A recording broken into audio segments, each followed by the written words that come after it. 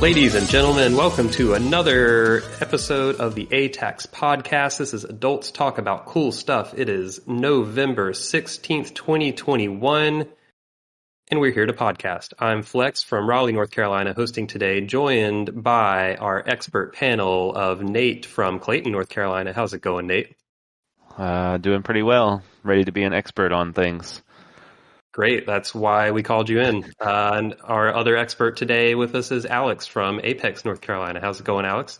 Good. We're all space bounty hunters here. Yes, this is true because today our topic of discussion is Metroid Dread, everyone's favorite bounty hunter, Samus Aran's latest adventure. As always, the warning up front is you are entering a spoiler zone. There are going to be spoilers for Metroid Dread, and along with that, we will likely also talk about Metroids 1 through 4, if we want to call it that. The original Metroid, Metroid 2, Super Metroid, and Metroid Fusion, which are the games that story-wise precede Dread. Those games are fair game, so if you don't want to be spoiled on any of those, this is your chance to leave. And with that, we'll get the discussion going. I don't know how much of those older games we'll talk about, but they might come up if it's relevant. Yeah. If you haven't experienced those games, go out and buy yourself a Wii U, and then you'll be able to play all of them. Yep.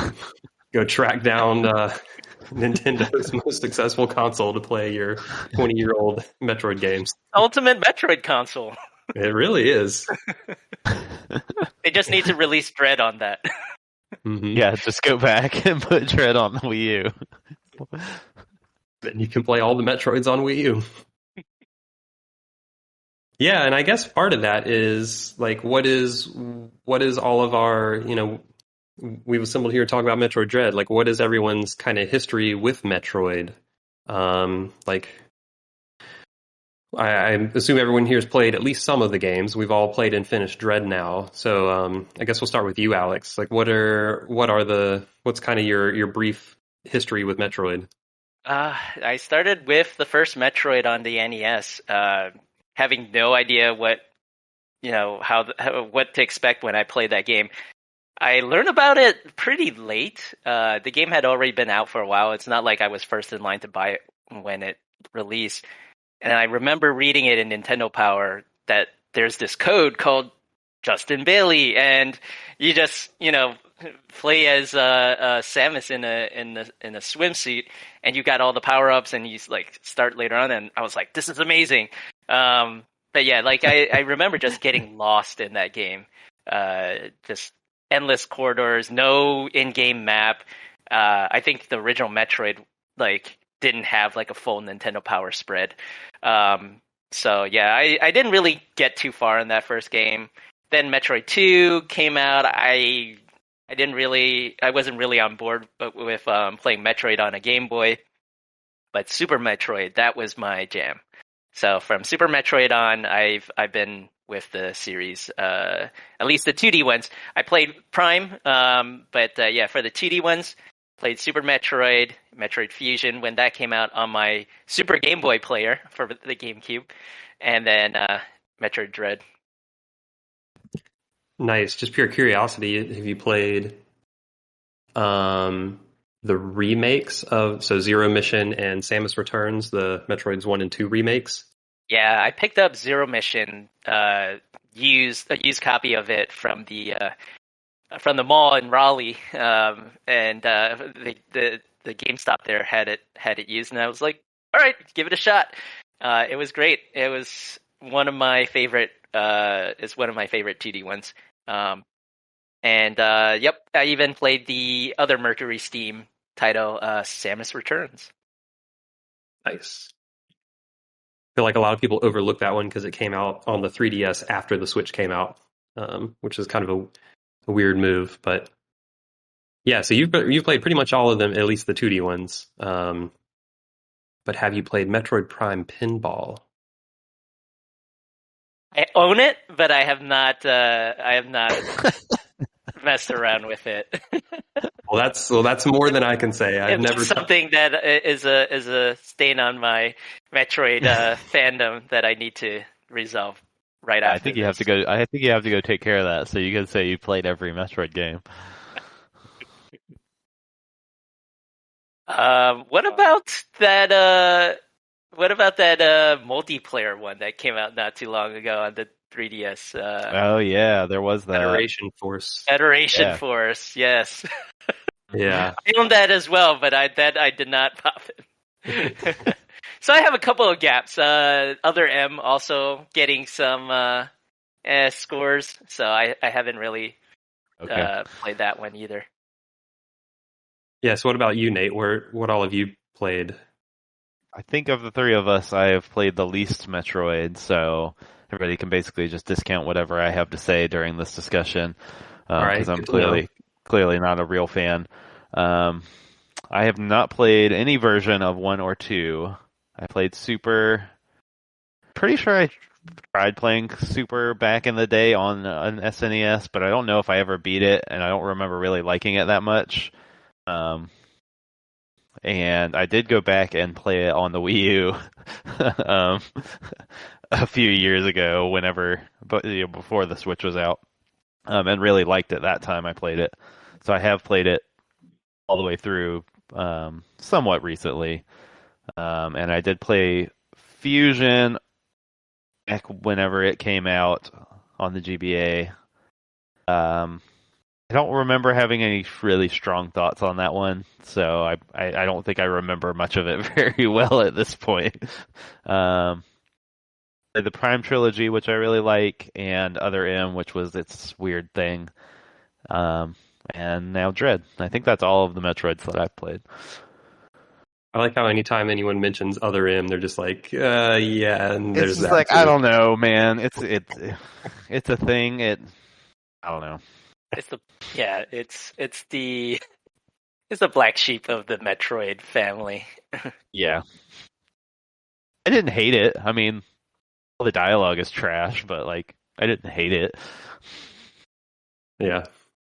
Yeah, I was also a big fan of the comic in the Nintendo Power issue. I don't know if you've ever tracked it down or it's scanned and it's online if you ever want to read it. I should read that sometime. I've read story summaries that include information from the comics, but I've never read the comics themselves. Yeah, as for me, I've played pretty much all of the Metroid games, 2D and 3D, except Pinball and Federation Force.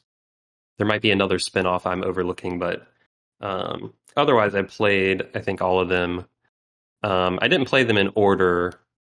I think Super was the first I played, and I played that late too. Like I think it was like late 90s or maybe even early 2000s when I played that.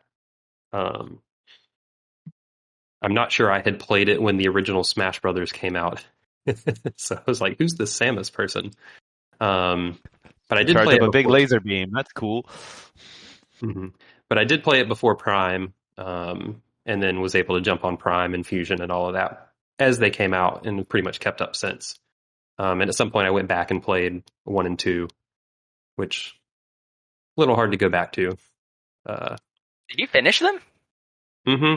I used, full disclosure, I used save states for them, but I did finish them. But you didn't have like a map or anything? You just kind of like wandered through it yourself? I don't think I needed a map for Metroid 2. I think that one is more like not as convoluted. I definitely had to look at a map. I tried to get through most of Metroid 1 without a map, but I'm pretty sure I did pull up a map and look at it at some point. Because that game, Metroid 1, is just...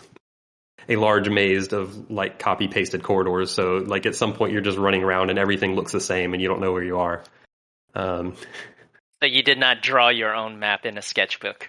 No, I didn't draw my own map. So, I mean, you could argue that if I actually even beat Metroid 1, because I used save states, I looked at a map, like, you know. I think whatever way however way you want to enjoy it works. Yeah. I actually, the funny part of it is I actually played Metroid 1, the first time I played Metroid 1, I played it via Metroid Prime, because there was some like GBA connectivity, and Metroid 1 was included in Metroid Prime. Which was an odd thing. The like where you had to like link them together? I know there was also the game link cable connectivity between Fusion and Prime. So I don't remember how you unlocked like the original Metroid. Yeah, I could be misremembering, but I think that's what it was. Is if you had both games and connected them via that GBA cable, it unlocked Metroid Prime or Metroid 1. Enjoy this 15-year-old game. Yeah. Thanks for buying our Game Link cable and all that. Yep. But I did mess around with it later on Virtual Console as well, but yeah. Yeah, and the original and Super are both on the online service now. Mm-hmm. Yep. Yeah, and Zero Mission is a really good remake of Metroid 1, so I think that's the way to experience Metroid 1 nowadays, for sure.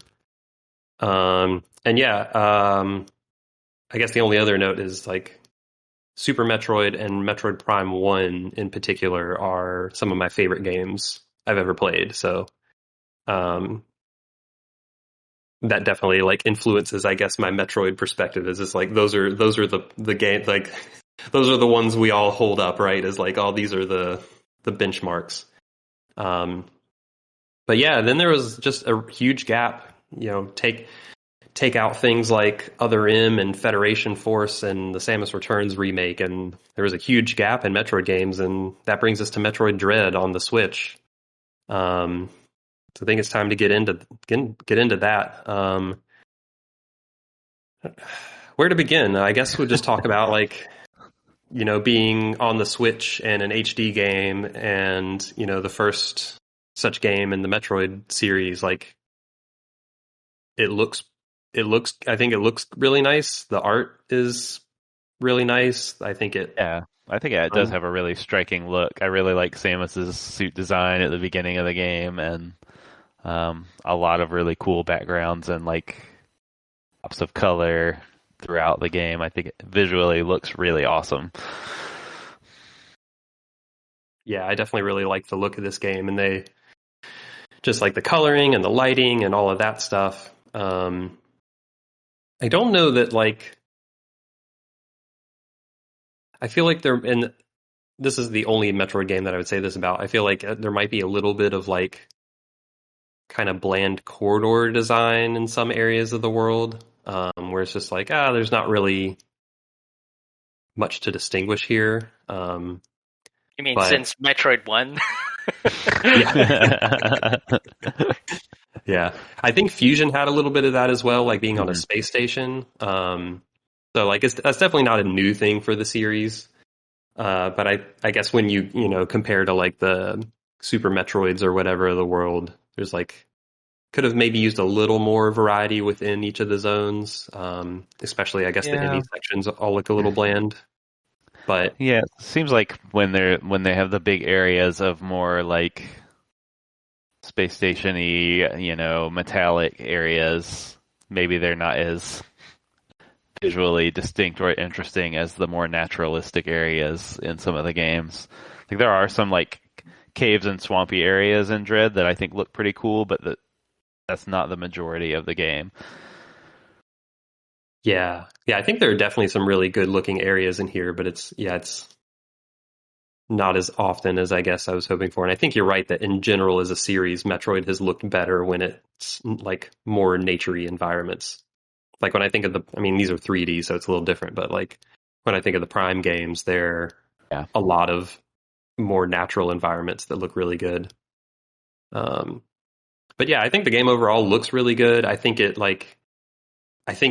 in particular, the animations are really good. Like all of Samus's movement and like the enemy movement and like just how everything looks when you're like executing moves and attacking and dodging and all of that just looks really fluid.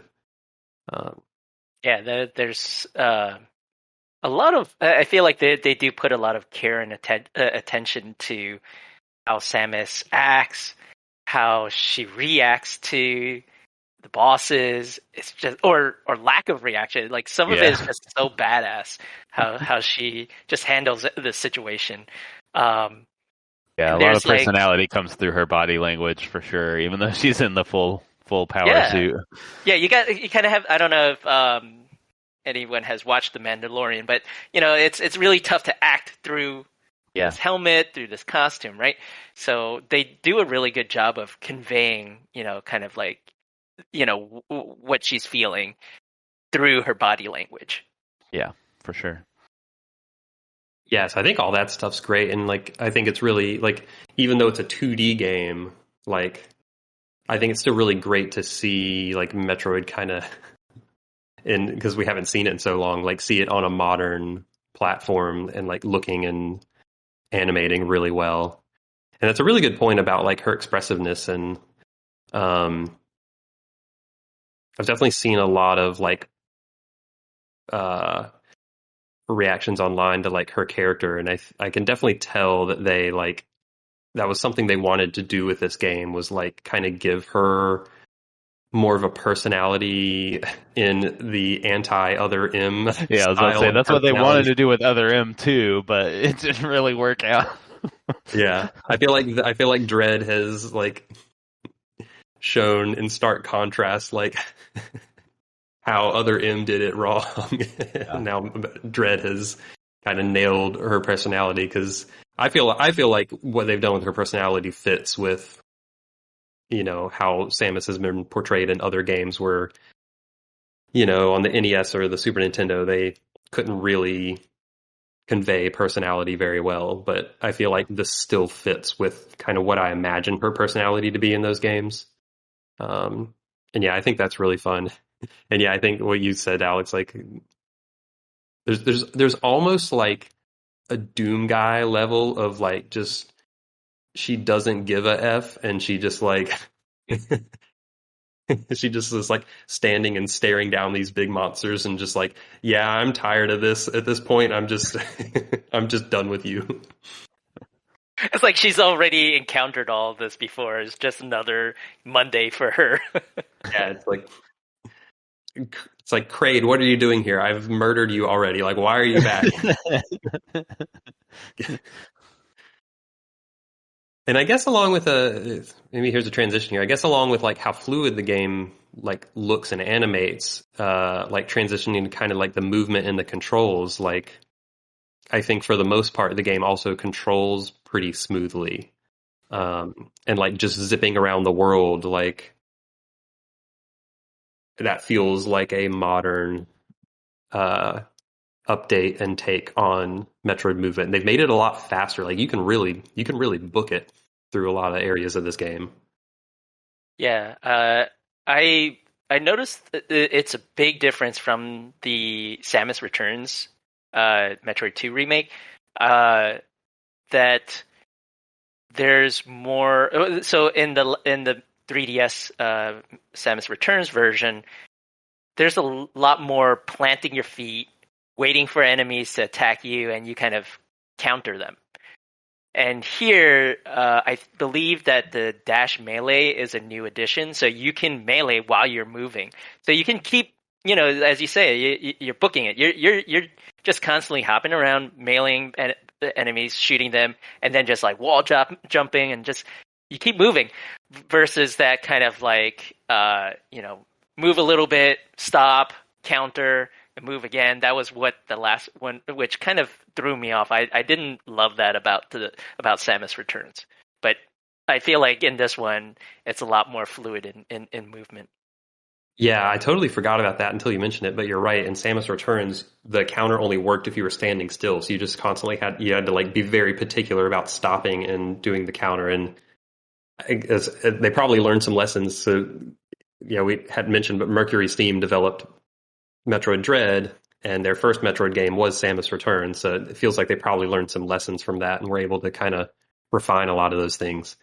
Did you guys like the melee? So like the melee counter was in Samus Returns, but in terms of like, I guess the core mainline non-remake Metroids, that's new. And Nate, you didn't play Samus Returns, so this is kind of your first introduction to the counter mechanic. Like, how do you guys like that in Metroid? Do you think it fits? Like, did you like that as like, because it's a fairly integral part of the combat, like especially against the regular mobs. Like there are a lot of regular enemies that take a lot of bullets if you just are just shooting them with regular blast. But then if you get a counter, it's like basically an instant kill. So you're really incentivized to get counter kills, and you get more like health and missiles back if you do that as well. So like, how do you guys feel that like that fits into kind of the Metroid formula as like a combat option? Do you want to go, Nate? Because this is your first rodeo with the melee feature. I thought it worked pretty well.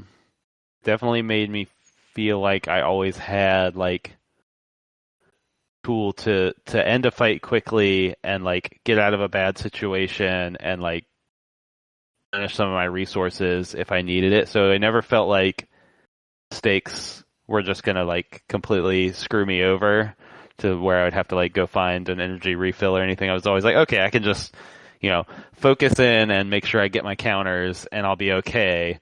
Now, sometimes that would lead to me dying, but that's okay. I mean,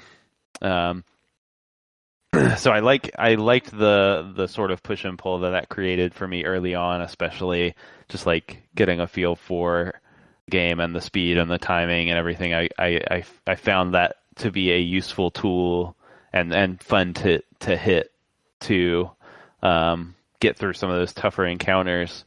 By the end of the game, I don't think I was using it anymore because the power your power just ramps up so much that you don't really need it, except on boss fights where you have to use it.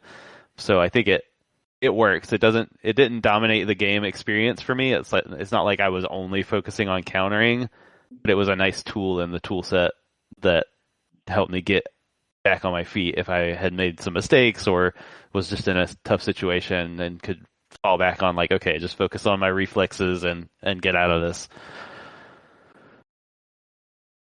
Yeah, I think you bring up the kind of almost the risk versus reward, right? There were so many times where I'm kind of like waiting, come on, counter, I'm going to counter you, come on, just waiting for that flash of light. And then if I mistimed it, I got hit. So, especially with boss encounters, that was like, it would take off like a whole energy tank. So, definitely interesting in terms of kind of like introducing another system for you to kind of balance whether you want to risk it or not. I think I'm on the same boat where I feel like it's a good, it can be a good addition to Samus's tool set in terms of all the other power ups and all her moves that have been added over the games. So I don't mind it. I don't think it overly relied on it. It definitely helped a lot with boss fights. So you almost wanted to always take advantage of that. And then I kind of Samus never really had physical attacks in the previous 2D games, but she did have in Super Smash Brothers that like kind of explosive like uppercut move. I don't know what it's called, but is that her up smash attack, which is kind of like that. It's kind of like her smacking them away, right? Yeah. I mean, she gets more physical in Smash Bros. For sure than in any of the Metroid games before that. So I almost wonder if there is some like MercurySteam looking at how Samus was done in Smash Bros. And being like, maybe she just hits dudes. Like maybe she could just whack them with her arm cannon. But I think that would be funny if that was true. Yeah, it would be. Hopefully, and I don't remember Other M well enough. Hopefully, this wasn't like a Other M thing. I don't remember there being a lot of melee in that game, but yeah, I don't remember that either. I don't know. Regardless, like I do think it works pretty well. Like I think I agree with pretty much.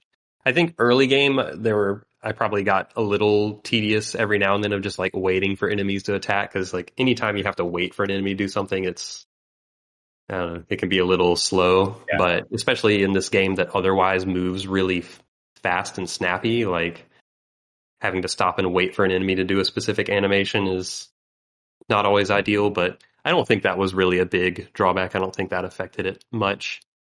And I definitely agree with what Nate said, is by the end of the game, I wasn't doing it. Especially once you get the screw attack, you're just like running and the screw attack, you don't even need to shoot anymore. You just just shredding enemies. Killing everything. Yeah, so it totally becomes a non-thing, which is kind of funny. But yeah, like how did you feel, just kind of opening up more broadly, like how did you feel overall about like the way the game controlled, like just the combat in general, like excluding bosses, we'll talk to them in a second, but like just the general combat, like the 360 aiming, like the movement, the way buttons were mapped to the controller, like all of that. I guess for me quickly, like I think for the most part it felt really good. A lot of the movement, especially, I think worked really well. I think the only hang up I had was some of the control stuff when you had to like hold a shoulder button and like do some other, like there were a couple maneuvers that I don't remember exactly what specifically, but I definitely remember every now and then like having to hold 2 or 3 buttons at a time to do something, and that being kind of unwieldy and wishing there was a better solution for that. But I think things were hard to develop good muscle memory for. Yeah. Especially when you're like having to react quickly and it's like, oh, I need to run here, like stop on a dime, then like aim at an angle, then like hold the missile button, and then like sweep over something to lock on for the whatever the missiles are that like fire multiple at a time. And Storm like do missile. All this. I'm sorry? Storm missiles. Storm, yes. Thank you. Yeah, like when you're kind of trying to do a bunch of that stuff in like quick succession, I definitely like got tripped, like my fingers got tripped up and it would cost me hits. Like that happened more than once. So it feels like there should have been like a better way to handle that. I don't actually know what the design solution, like the mapping solution is for that. But I think other than that, which caught me every now and then, I really did like how the game controlled. Like I think just running and jumping and wall jumping and kind of the 360 aiming, and I think a lot of that felt pretty good for the most part. And I actually replayed Super Metroid a couple weeks ago after finishing Dread, and it was immediately apparent of like, I mean, to be fair, Super Metroid's like a 25-year-old game or something, but it was definitely this thing like, oh yeah, Metroid used to move like really he used to move just like really slow through the world. So like, I don't know, it's nice to just have Dread like feeling as snappy as it does most of the time. Yeah, I totally agree. And I believe it was a little bit off-put. Like it kind of threw me off that Samus was entirely controlled using the analog stick. Playing the 2D games, you kind of resort to using the analog. I mean, the digital D-pad or the buttons that are in its place for the Joy-Con. And that doesn't work in this game. But I feel like there's a reason for that, because in this game, I don't remember if it was in Samus Returns, but as you're moving, you can also shift that analog stick upwards, and then I believe start to shoot enemies above you as you're running. So you don't need to stop. And then I believe in Fusion was the one where they introduced the angled firing. You don't have to. Super actually had that. In Super Metroid, okay. You could press L or R and get an angle, and you could actually run while just shooting at a it was just a toggle angle, so you couldn't, it wasn't like a full 360, but you could just get one angle and shoot as you ran. Okay. So, I mean, they've had kind of running and shooting at an angle for a while, but you definitely have much better. I can't remember, was the aiming on the right stick, or was it like a twin stick thing, or in Dread? I don't know why I'm blanking on this. I think you're right. Yeah, I think it was the right stick. In which case you could. I mean, feel like maybe that'd be a weird mental thing of like moving with the D-pad on your left finger and then your left thumb, and then aiming with a thumbstick on your right. Maybe that would feel weird. But if the aiming was on the right stick, which I think it was, then you still could, in theory, use the D-pad for movement. Yeah, I did kind of wish you could use the D. It's probably just my old gamer brain is wired to think of 2D side-scrolling games as D-pad games. But it definitely I felt. think we're all in that same boat. Yeah, I definitely wanted more than once to be able to use the D-pad. Especially because the D-pad's only used for 2 of those Aeon abilities, and it feels like they could have found another way to make those happen. Yeah, using the analog stick. I got used to using the joystick. Oh, go ahead. I got used to using the analog stick, but especially early in the game, it was really weird to just be like, why? The D-pad does nothing. Why can't I use it to move? Yeah, and sometimes the sensitivity on the thumbstick, like if I was like grappling on a ledge or like doing some more precise type of movement, it felt like it was pretty sensitive and I would climb up if I actually wanted, when I didn't want to or something like that, if I just like accidentally tapped it a little too much. But all of these are kind of minorish things in the grand scheme of it. All right, we have a switch in front of us that I can't actually see, so you're going to have to describe what's happening. On my blurry webcam. I was doing a live test since it's been a few weeks, I think, since all of us finished this game. The right thumbstick does nothing. Okay, so do you only get 360 aiming when you lock your position? Yeah, so you lock your position with L, the left bumper, and then you can do full 360 aiming. When you're kind of moving around, you can kind of get 360, but like I think it probably is doing like a couple of steps in there as you're like pointing up or to the side or down a little bit as you're moving. Yeah, so all of the aiming is on the left stick, though. The aiming is on all aim and movement is on that left stick. So the right stick literally does nothing. The right stick literally does nothing except when you click it in, you go invisible. All right.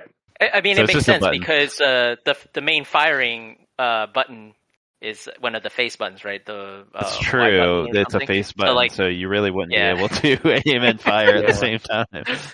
Yeah, I guess that's true. And I was about to say, maybe you could put on the trigger, but you also jump a lot, so you really encounter a lot, so you really need the face buttons a lot. Yeah. So that makes sense. Yeah.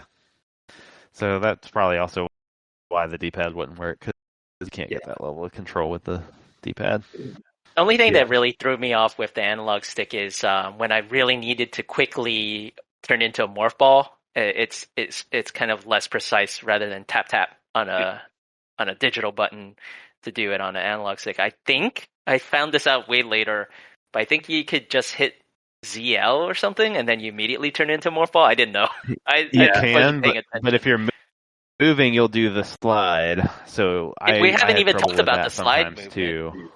Yeah, and my biggest bummer is that because I just started using ZL for the morph ball because I agree, like tapping down twice on the thumbstick is not very fast. And I kind of like the idea of sliding into a morph ball, which it does that if you like slide into a little hole.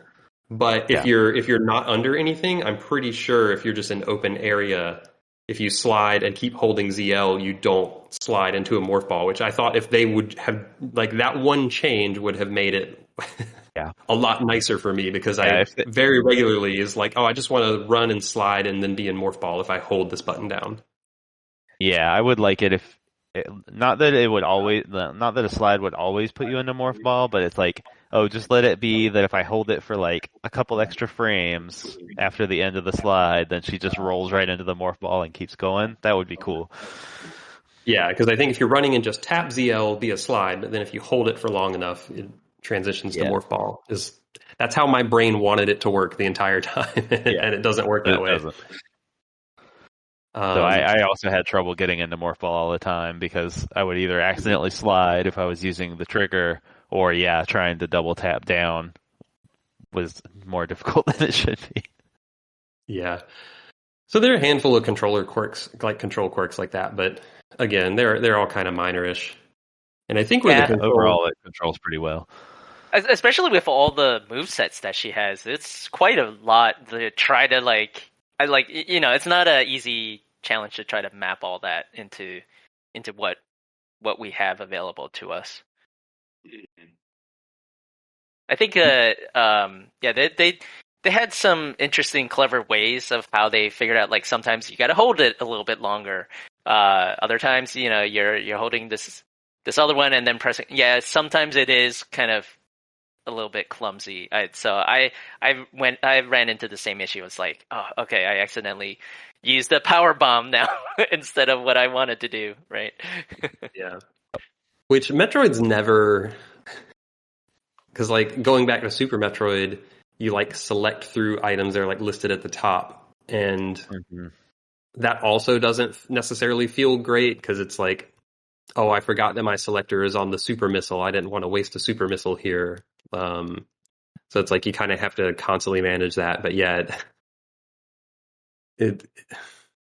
which maybe we'll circle back to this later, is you get a lot of items in Dread. So like it's probably a challenge to figure out how to let you manage all that. Yeah. But before I'm going to do items after this, but real quickly, I just want to talk about the bosses. And like, I feel like that's one of the things that's been praised the most about this game. Is like, oh, it has really great bosses. And so I guess, like, do you guys kind of agree with that general sentiment? Like, did you have any standout bosses, or I don't know, like, what are your thoughts on the bosses as a whole? I think the bosses are all cool, and I remember enjoying fighting them. I don't know that I have any standouts, and I don't even know that it stood out to me as like significantly better overall boss fights than other 2D Metroidvanias, but I think they're all good. I don't think there were any that I didn't like. I just don't think I had quite the same, like, these are amazing boss fights kind of reaction to them. That one that is in that like lava boss, that was a fun one. Once I got figured out, I think its name is like Project Number Z57. It had a weird name, but it's basically the one that like you have to beat in order to release the heat back into the planet. After everything's been frozen. Yeah, and it had some interesting mechanics. I felt like overall with all of the bosses, it's tough but fair. It's like once you learn the pattern, you can execute on it, and especially with that last boss, I thought like, oh, I'm never gonna get through this, but I kept persisting, and it's like, oh, how did I ever have a problem with like these first two stages? Now I'm just like breezing through it now because I know the tells. Yeah. Yeah, I feel like that was the thing with a lot of these. Like, I feel like all of these bosses are like, oh, if you spend however much amount of time with them and just learn the tells, you'll memorize the patterns and you can basically do them without getting hit, because they do hit hard. They take off a lot of health, but they also make it to where it's, once you learn them, it's not all that hard to avoid their attacks. Yeah. So I think the lava boss you're talking about, Alex, is the one that had the quote unquote Flappy Bird part to it, where like you had to kind of space jump through these obstacles horizontally to avoid them. I could never go through that unscathed. Like, there was always that one part where I'm like, I'm not able to get right under this whatever the projectile is. Yeah, it was like the last wall had a smaller gap. It was like they were always like 2 or 3 widths apart, and then the last one was just 1, and it was like, yeah, I can't get through there. I would try to always like do the dash through it to try and be a little more precise, and I could never get it.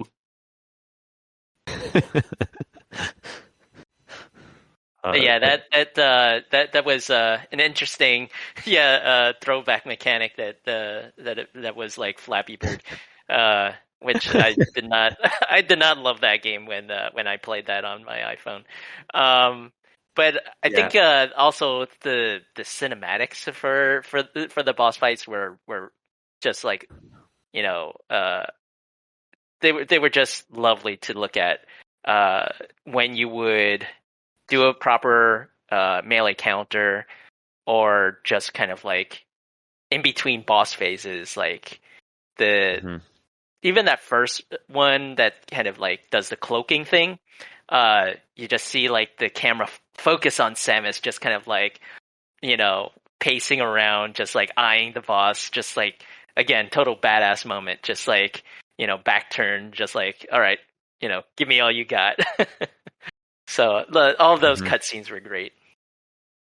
Yeah, I definitely got the impression from the bosses in this game that they were like going for like kind of more bombastic, like cinematic flavor with them. Like that was more the tone. Which at first I was kind of indifferent to. I think by the end I liked it more.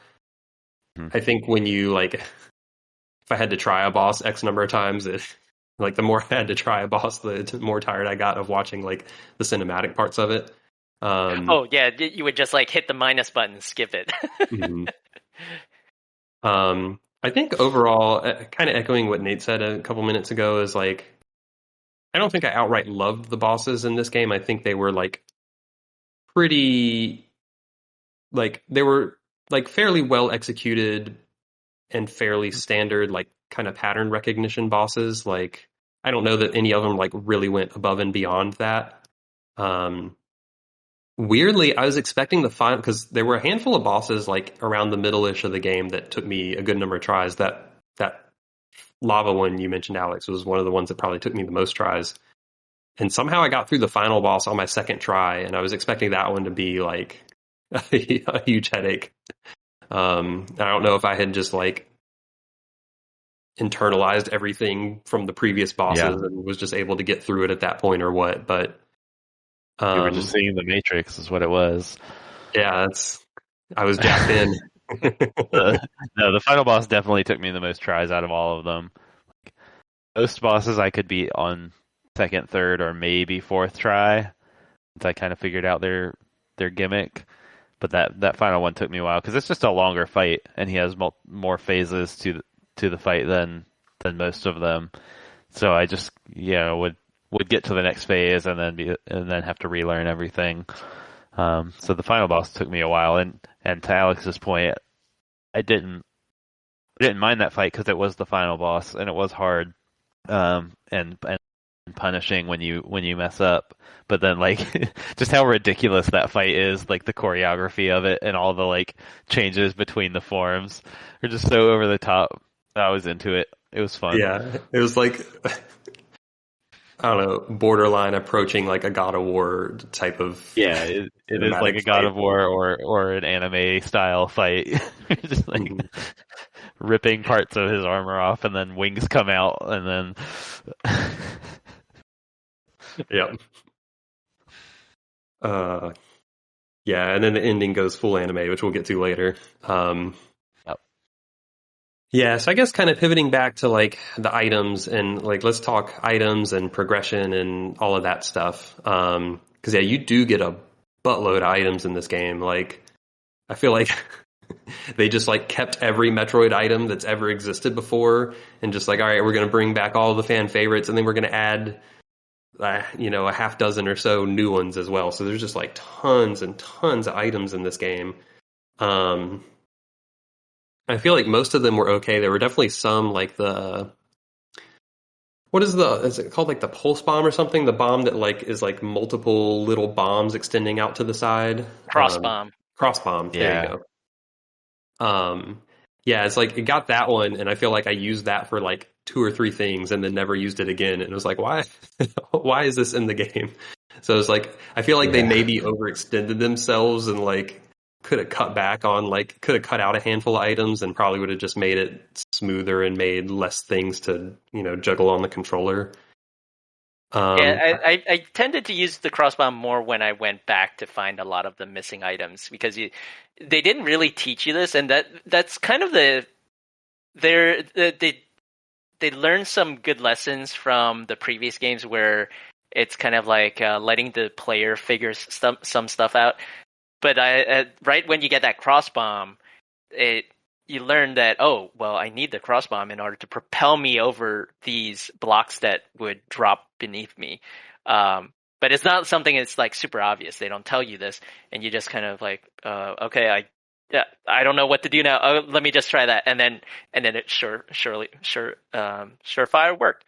So other times there's like, with the speed boost, and then you get the shine spark. Like, I didn't know like that you could. There's all these tricks that you could do with the shine spark, and they didn't really do a good job of teaching you that. Yeah, I definitely agree that there's a lot, because I didn't realize that with the crossbomb either, that it could push you across gaps.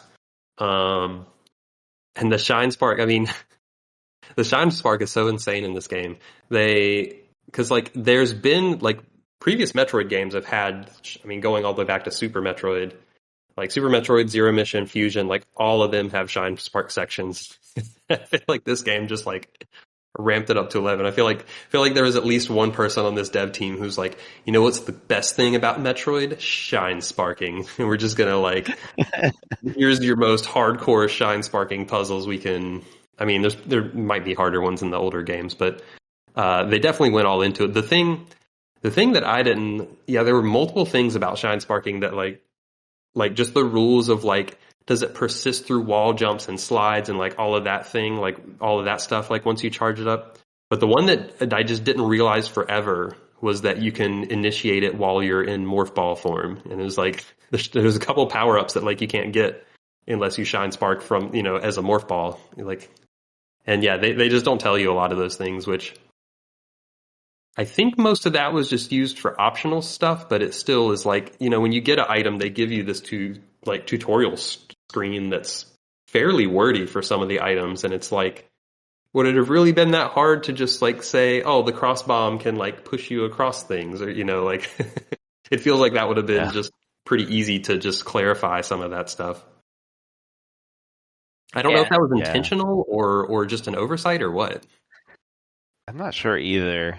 I think if they explained everything about the shine spark, though, they would have needed like 7 pages of text.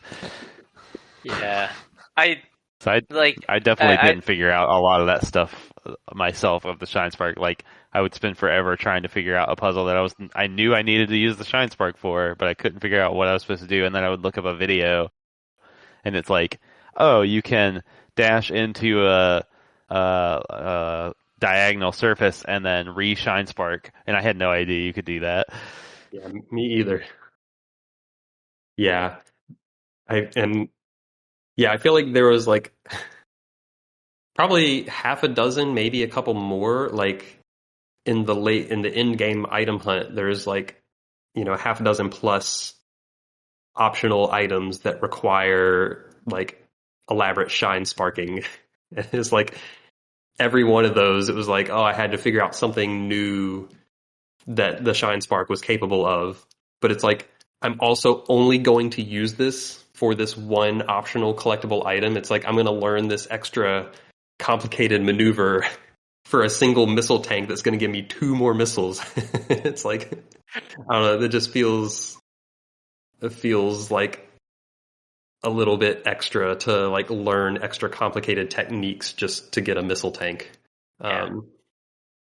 Yeah, totally. It's all just kind of, I never really felt like I've ever run out of missiles, like in any of the boss fights. I always would regame them from the melee counters. So it's like, all right, I'm going to get like 200 of these missiles, which I'll never run out of. Like, it really just becomes a collectathon at that point, just to, say you got 100%. But it's not really, it didn't feel like you had this urging, pressing need to, that you needed those extra couple more missiles. Yeah, so yeah, this is a good moment to switch to talking about like item collection and world traversal and all that, because the the whole missile economy. I mean, missile economy in Metroid games is always a little weird, but it's extra weird in this one because like for so long, you're just like they reduced the missile tanks to just giving you 2 missiles. That's really bizarre to me, and it feels like for the first so much of the game, you actually don't have many missiles, and then at some point it just like flips a switch, and it's like, all right, now I effectively have infinite missiles, like because bosses will drop missiles and also health. That's actually something that happened in the final boss. There's one of his attacks that replenishes missiles and health, which basically made me feel like I could just go on forever firing missiles and getting hit and I'd be okay. But yeah, like there's a certain threshold of like once you get past a certain count on your missiles, it's like, oh, now I basically have infinite because I'm always going to find a refill before I use them all. But then every now and then you'd find the like 10 pack of missiles. So it's just really weird that like you can do a lot of work for a collectible that's just 2 missiles, and it just feels so pointless. I thought that was a really odd thing, and I think they also did that with the energy tanks. This is the first game where they've like art pieceified the energy tanks, where you have to find 4 of them to make an energy tank. And one thing I noticed when I was doing the in-game collectathon is that most, if not all, like maybe all but one of the full energy tanks were basically on the critical path, like you were just going to get them. And then all of the optional collectible ones were the pieces, the fourths.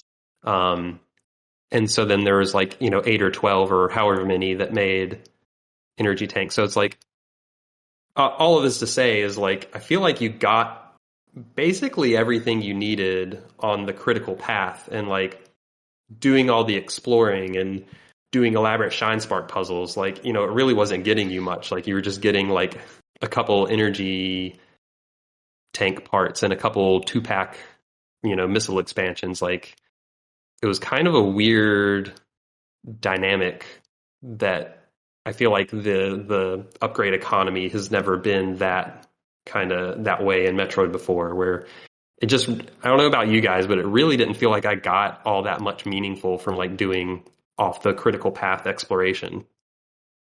Yeah, I wonder, like, I'm curious if we ever see behind, if they ever pull back the curtain, if we get a glimpse at like why they did that. Like, was it a balance issue? Maybe like, those piecified energy tanks were full energy tanks, but then it just made the game way too easy. So then they decided, oh, well, okay, these will just be like fragments of energy tanks now, just so that, you're not just overpowered when you fight the boss. Like, yeah, these bosses hit hard, but then, Samus is basically like a tank then. So same with like the missiles. Maybe it did give it out like way more at the beginning, and then they kind of like bumped it down. I don't know. But yeah, I totally agree that it just didn't feel as meaningful. Same with like just as mentioned before with like some of those power-ups that Samus would get, didn't feel like they were utilized as much, other than just kind of like, okay, this now lets you gain access to another area. But like the ice missiles, I didn't feel like it's like critical, unlike previous Metroid games where I needed to freeze bosses.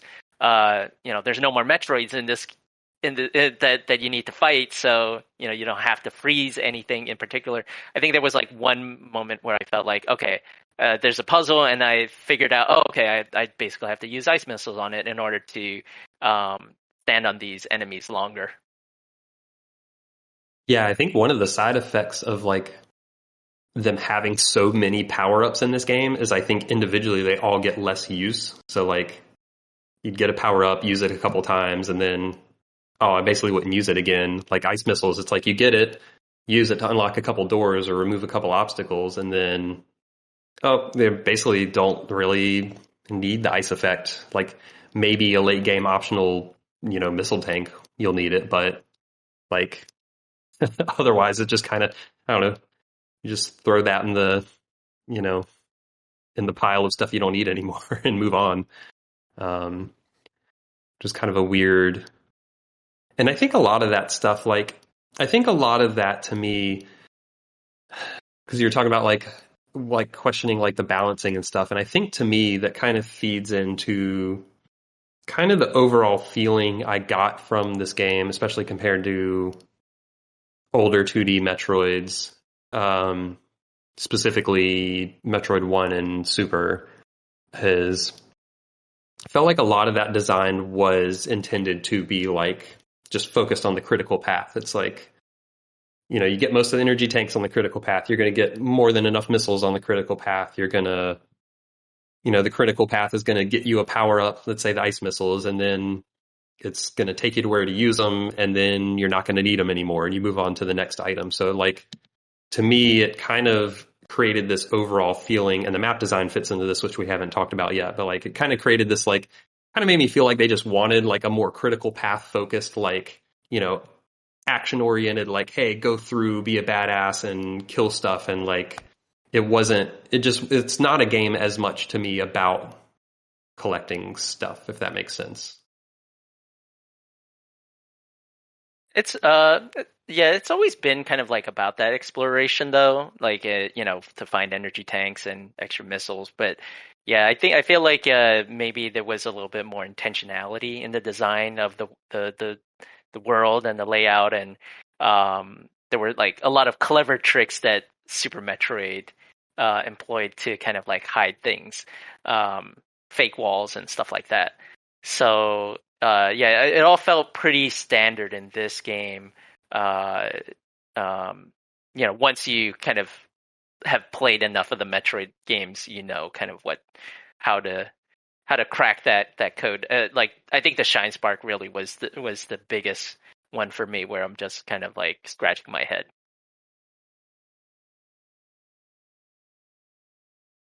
Yeah, so I guess to like touch more on the world design as well. So here's my mini soapbox is the one-way, whatever you want to call them, like one-way doors, points of no return, whatever. Like Metroid Dread loves them and I hate them with a passion. But Metroid Dread constantly does this thing of like, you go through a door, you go through something, and you can't go back. So they have these like couple examples as they have these like weird like flippy rotatey things that like you stand on it and it flips down and you just can't go back where you came from. Or they'll have like you go through like a morph ball slot and then you like drop down and it's like, oh, you can't grab on ledges and roll through, so you can't go back that way. It just that it's full of stuff like that, and previous Metroid games have had that as well, but Dread just like ramps them up. Like it's just like it's a whole nother tier of using those kind of tricks to like just kind of keep you moving forward, because there were multiple points early in the game, like in the first couple hours, where it's like, oh hey, I got the morph ball, I got the super missile, you know, whatever early game item I got. Like I saw something like, I don't know, a couple rooms back that I could get if I had the morph ball, so I'm going to go back and get that. And nope, you just can't.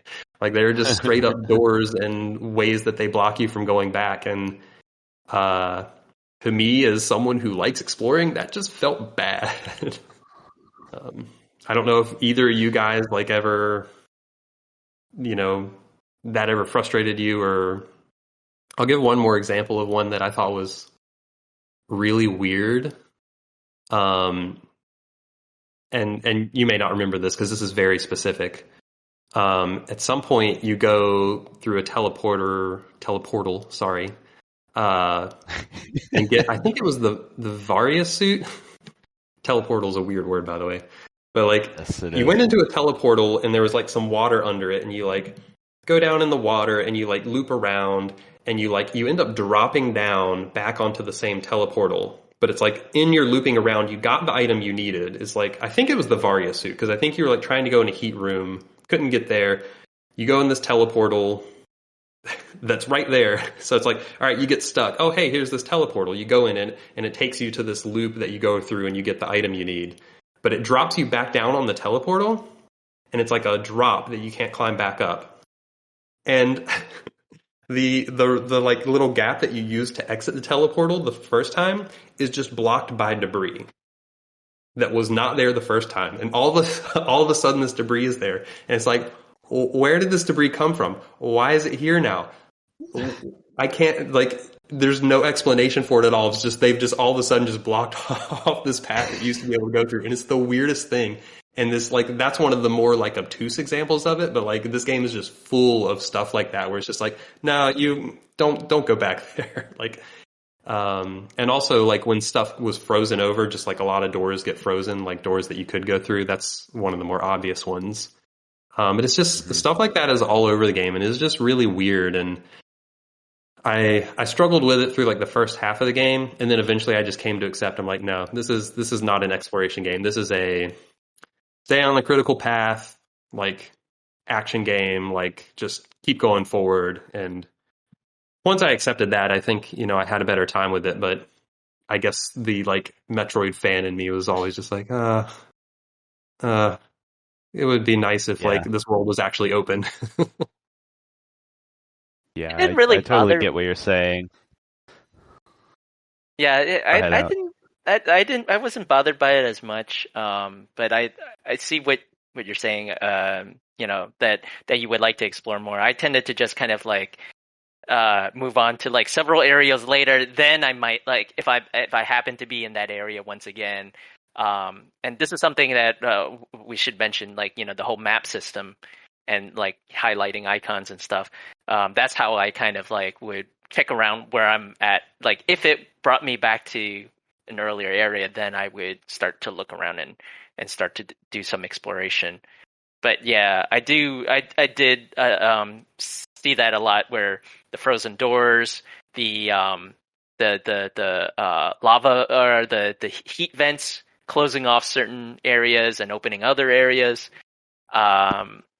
Yeah, so like, you know, the water traversal, like, you know, now there's water filling up this room, and now you can't, like, you know, get back to how you got in there. So they do a lot of that. But I think it's also interesting in that they take kind of the same areas and slightly change them, you know, with like, especially with the freezing section. And it's kind of like a new experience re-traversing that same area. So I thought that was kind of interesting, how they handled that.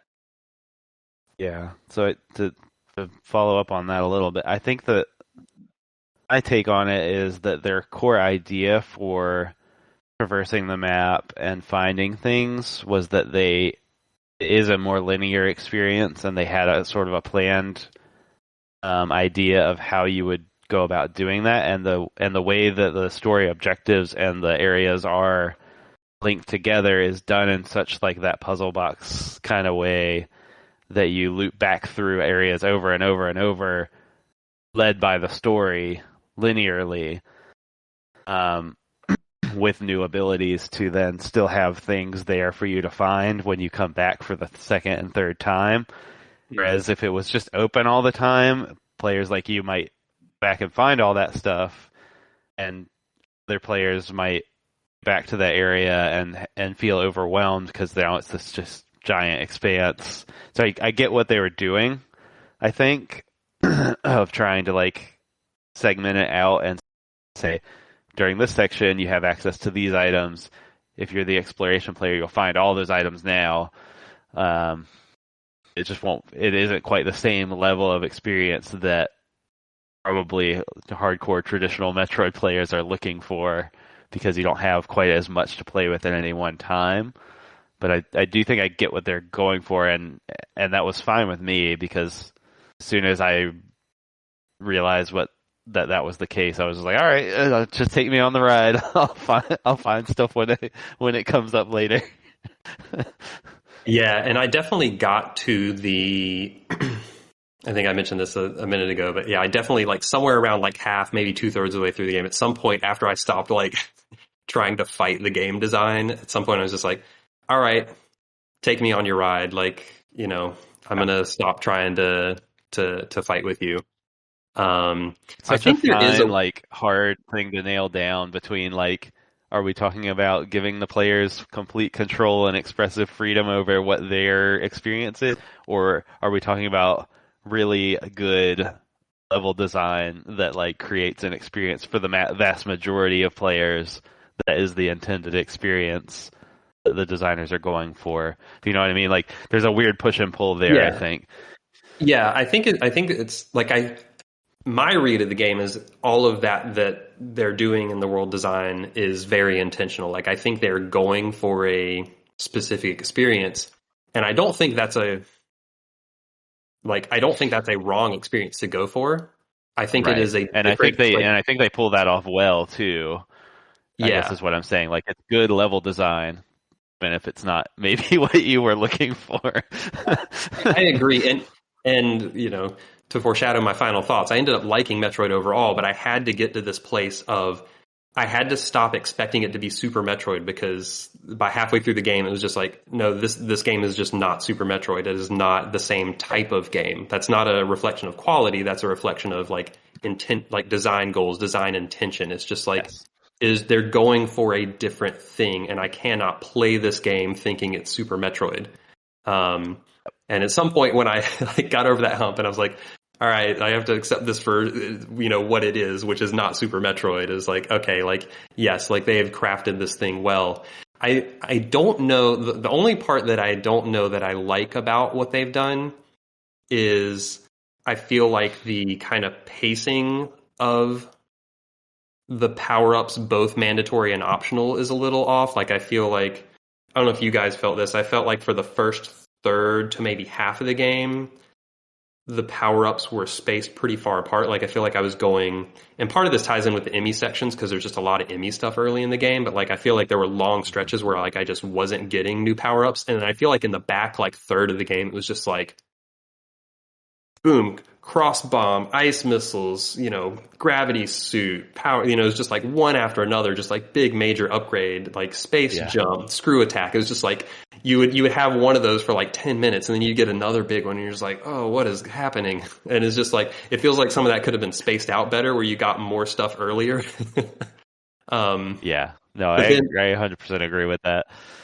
Yeah, but then on top of that, I feel like this game is just very much designed for the late game collect-a-thon. Is like, I think I prefer to like collect more stuff along the way, and I feel like in going on that ride, like, I almost feel like I just didn't, like, I don't even need a collect-a-thon at all if they want to like take me on that ride. But then it's like, oh, at the end you still have like 50% of the items you have not collected because you haven't been able to. So then it's like, well, if you want to go collect items, then time to do all of that at once at the end, which I did because that's how my brain works. But, you know, it wasn't really fun at that point, I guess, because like you just kind of had everything. And the map is a really weird thing. Sorry, I'll get off my rambling here in a minute, but the map is also a really weird thing, and just the way it like icon barfs everything on the map, and it's just like, here it all is, like, go get it.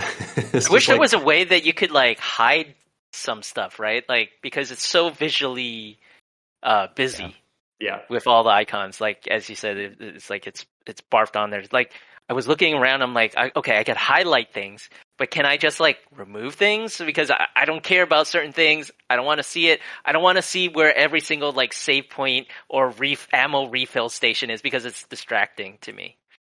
I had the exact same complaint, and I can't think of any examples off the top of my head, but I know I have played video games where you can choose what is hidden and what's visible, and just having that ability would have been really nice. The highlight icon is pretty nice. That is a nice addition, and I personally appreciated the, hey, you missed a secret in this area, so that I don't have to like pull up, you know, a YouTube video in order to see everything that I missed. It's just like, all right, well, I can understand if you want to find all that stuff yourself. There's no way to turn that off. That can be kind of, annoying. But for me, I appreciated just kind of like having the game give me all the tools that I needed to 100% it if I wanted to. Whether I actually could, you know, at least I knew where the general area was. I like that too, where it's just like, I don't know, it's somewhere in this rectangle. Like, you figure out the rest. Yeah, they like flash, the rooms flash if you're missing something. Yeah, I think again that was like a thing that for me it like when I think of stuff like Super Metroid or let's say Axiom Verge 2, which came out this year and is much more closer to like Super Metroid, I enjoy the like spatial mapping myself of like, oh, I haven't been here or I couldn't access this before. But I don't think they're wrong for marking, rooms with items on the map or whatever. It's just, again, a different design intention. Yeah, I think especially when it's just like, oh, there's a hidden block here that you haven't found, then I just want the game to like give me some indication that there's something in that area. Rather than just like blasting everything everywhere you go. Yeah, it's like, oh, I'm just going to shoot missiles at every single piece of wall in the whole world. Yeah, that's no fun either. Yeah. That is one Metroid tradition that I would be happy to have go away. Yeah. So one really interesting thing about that though is having just played, because like, you do that and like Metroid, Dread has a handful of those spots where it's just like you get to a dead end and you have to shoot some random block on the wall to advance, and like there's nothing like indicating, what the right block to shoot is. Those generally telegraphed because it's usually in a dead end room. It's like, I don't know if you guys had this feeling, but it was always like, yeah, I'm pretty sure I'm going the right way, and I just hit a dead end room. So it's like, oh, this must be the room where the hidden block is. But one thing really I noticed threw me off, it was in the beginning, those little like red heart-like things, because that's a new thing in the game, and I'm just like, all right, I'm stuck in this area. What do I do? I'm just like shooting, and so this red thing came out. What is this? Like that was like surprising to me, and I think that like I really felt like really dumb when I was stuck for like a couple of seconds. Yeah. The one time I got stuck to the point where I couldn't make progress and had to look it up because there was one of those little red blobs deep in a wall that you had to use the charge beam after you got it to where it would penetrate things. And those are like the one thing in the whole game that don't get marked on your map.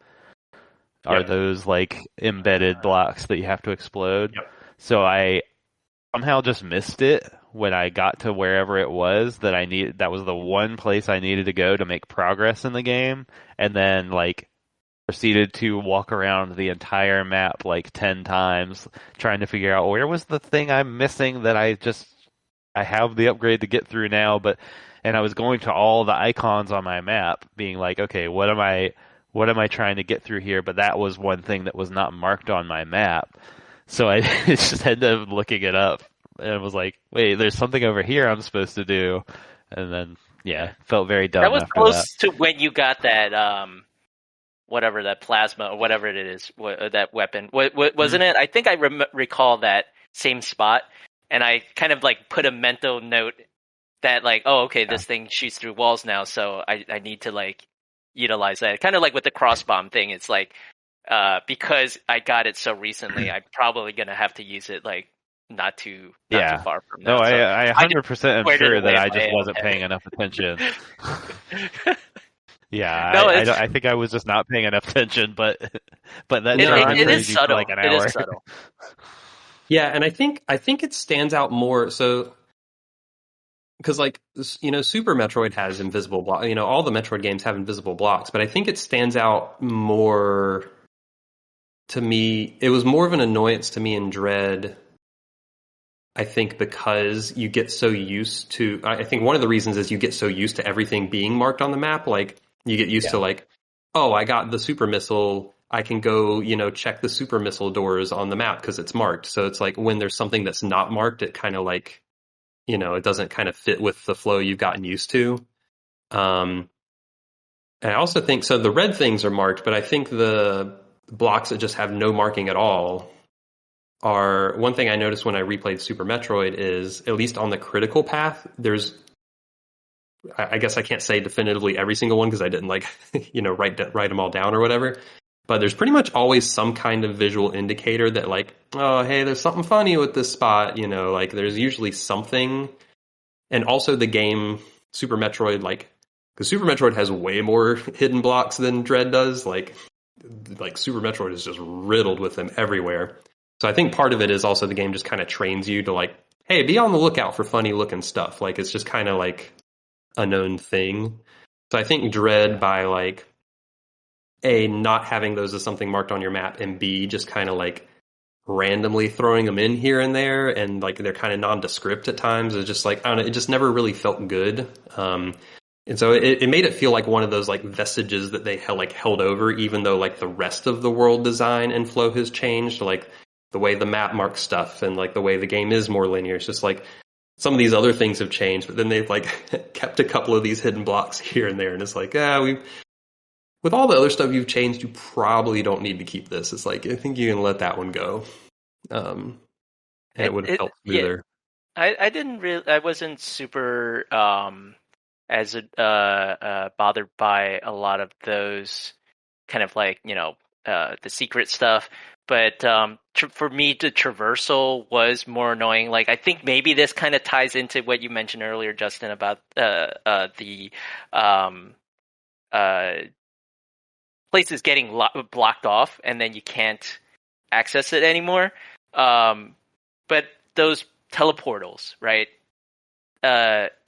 It's like this one is linked to this one, this one is linked to this one, and once you find them all, I believe then you can go to anywhere in the map. Like once you've unlocked all of them, you can say, okay, well from here I want to go to that spot. It doesn't matter if they weren't the same color. I think they still have to go same color to same color, unless I just missed that. Oh, I discovered this like once I unlocked everything. It was like, which one do you want to go to? I'm like, oh, I can choose now. So like weird. That was like a big thing. Like I wish I had that earlier on. Like I don't like the idea of like this is only linked to that, because I believe Castlevania Symphony of the Night had it where you rotate between all the different areas, right? So it's so much easier to get to any part of the map. But maybe that's kind of tied to the thing that Nate said before, where it's that kind of like funneled game design where they don't want you to easily go back to other places. So then that I think maybe did kind of bother me a little bit, because I would have to just walk or run all the way back to a specific spot that I wanted to go to, rather than having okay, there's a portal right there, like can I just do that and then like hop over 2 more squares? Like it didn't let me do that. Yeah, I think the teleportals are one of the, in addition to the one-way doors blocking off any backtracking, I think the teleportals are one of the other like just super big indicators of like, no, they want you on their path, because like, yeah, not only are the teleportals like very, just you only go between two, you can't choose which one you go to, because I mean there are tons of these types, in the indie space, and Castlevania that you mentioned, there are a ton of these types of games that have teleporters that you can go to any teleporter. But Metroid Dread is not interested in you going where you want to go. It's interested in you going where it wants you to go. So like a lot of times the teleportals are I picked up on this, at some point through the game, they're very intentionally placed to just like, all right, the next part of your journey is at the other end of this teleportal, and we're just, our path that we're carving for you, to me, I almost wonder if they like made the world and then started making their path and was like, we want to constrain this a little more. What's the best play to make sure the player knows that they need to get from here to here? What if we just put a teleportal there? It's like, to me, it almost feels like a retroactive, like, this is going to be the way to like make sure players go where we want them to go. Is just anytime it's confusing or they have to jump zones, just put a teleportal there.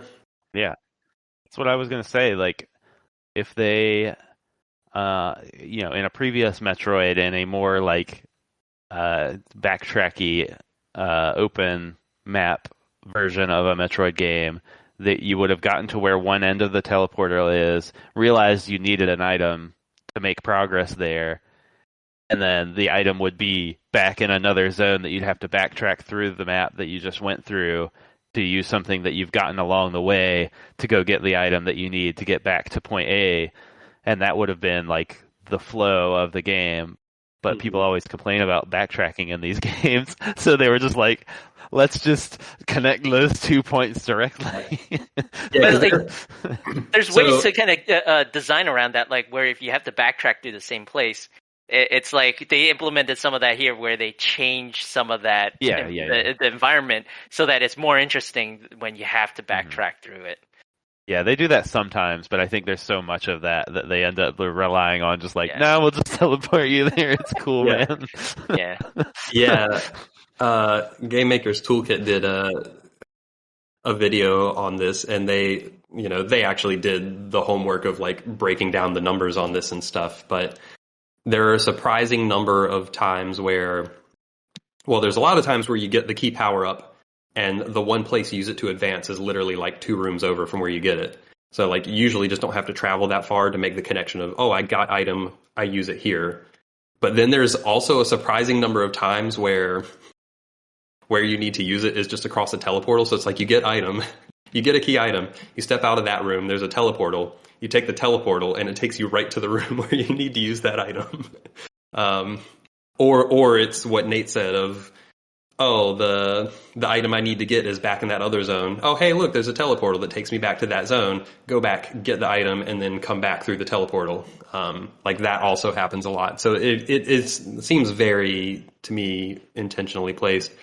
And like you were talking about earlier about like, oh, you sometimes like loop back through an area, a zone that you've been, but now you have more items, so you can access more of the zone. And that is, always been a Metroid thing. Like in Super Metroid, you go through Brinstar and you can't get into Kraid's lair because you don't have the high jump boots, and you see the big mouth opening for Kraid's lair, and it's very distinctive, but that's too high. You can't get there. So then you dip into Norfair and you get the high jump boots, but you can't get anywhere else in Norfair yet because you don't have the various suit. So then you go back to Brinstar.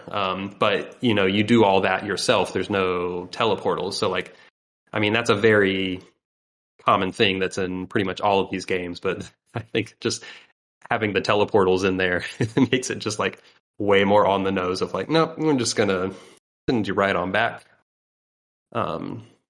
So it's just it makes for a different game, and like I don't think that's necessarily a bad thing, but I think it is like,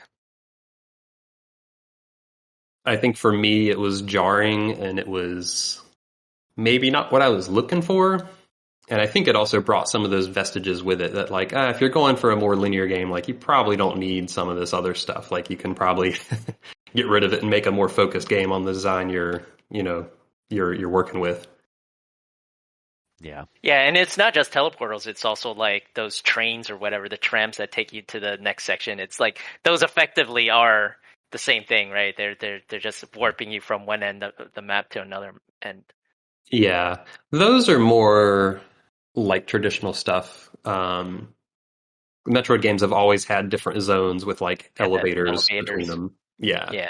So those are more like that, I feel like, but were there it's been a minute since I played Super Metroid, but were there multiple ways to get back to like different the region? So there's not just one elevator that you take to come back. Okay. Yeah. I mean, there are some, it varies a bit between regions, but yeah, most of the regions have multiple entrances and exits and connections and elevators and all that stuff. Yeah. What do you guys think of the those? Sorry to backtrack. We touched upon it a little bit, but like the Aeon system is kind of like a new addition to this game. Like, did you feel like it was a good addition? They did have Aeon abilities in Samus Returns. I think they were different abilities. I don't remember what they were, but there was definitely an Aeon system with like an energy bar that, you managed. It's like there was like a shield, like a suit shield or something like that. I think now that you mention it, I do recall that. It never really like stuck out to me from that game though. Yeah, it wasn't a key part, and I don't remember what the abilities were. I think, and I was going to transition to the other big thing we haven't touched on, which is the EMMI sections. I think the Aeon stuff is more of a presence here because probably the main Aeon ability is the cloak. I thought the dash used Aeon, right? The dash and the cloak are the only two that I can think of. Was there other ones that There used was that the meter? item We're talking finder. about that flash shift, the thing where Yeah. like almost like shift over like several steps. Yeah, I did. I think the item pulse, like the item finder, also took Aeon Juice. Yep. So Yep. I guess there are those three. There's the dash, the item finder, and the cloak. I can't remember if there are any others. Yeah. They also changed the way in Samus Right. Returns. I think you refilled it, similar to how you'd refill health. Like there were item drops that like refilled your meter. So I think they like pulled back on that in this one. And in this one, you just like basically have to take 5 steps and you're back to full charge. You just have to move a little, which I think was a little more forgiving. But also, when you're standing still in cloak, you don't want to move. No, I thought that system worked well for the cloak, and the cloak was necessary to make the EMMI zones like somewhat interesting and fun. Like until I got the cloak, I really hated the EMMI zones. But when I got the cloak, I was like, okay, this is all right. I see what they're doing here, and like there's some tension and like slow movement and like finding little hidey holes and where to sit and cloak and when to move was like a nice way to handle that. I still don't like the EMMI zones overall, but I didn't end up hating them as much as I initially did. Yeah. It was brutal, like if you mess up, you slip up one, and then it's like an insta kill. I was like amazed though that there was like one time I was able to do like 2 or 3 counters on the EMMI in a row, and I'm just like, Wow, I'm still alive. I'm still alive. But yeah, it's for the most part, it was a lot counters. It was a lot of restarts, right? Yeah, I mean, I got the counter every now and then, but like, I'm pretty sure it's intended to not be something you can reliably get because it's random timing and the timing window is so tight that like, it's a pure reflex thing and it's almost guesswork. Like, I'm pretty sure they just wanted it to be like, you should expect to never get it. And then like, every now and then you just get lucky and happen to survive. So it's like a fun little, oh, hey, look what happened. But like, I'm pretty sure you should never expect to get them is the intention. Yeah. Those EMMI zones. I feel like they're like there's several steps, right? There's the avoidance phase, but then like once you get the Omega Cannon, it's more that it becomes like a different puzzle solving section where it's like, all right, at what point do they want me to kind of like have enough lead time in order to take care of this EMMI? Which I like once I figured out, oh, okay, I figured out way too late. Like it was probably the last EMMI, but then it was like, oh, okay, like I have to find like a certain section that would work. You can't just do it anywhere. Yeah. Yeah, you kind of need that runway to build up the damage on the face shield or whatever to break it. Mm-hmm. Yeah, I was pretty up and down with the EMMI sections. Like, I kind of liked the idea. Like, I kind of liked because I mean that's probably the single biggest new thing in the compared to past Metroids. And I kind of liked the idea of there being some kind of new staple thing, and I kind of liked the idea of like being having something unstoppable that because Samus is usually the unstoppable one, so like I kind of liked the idea of flipping that on its head. Well, it was an expansion of what they did in Fusion, right? Like because you had the ATACS that also chased you, and I felt like I'm like with the EMMI, I'm like this is basically like the the ATACS tracking you down, but they kind of expanded on that a little bit more.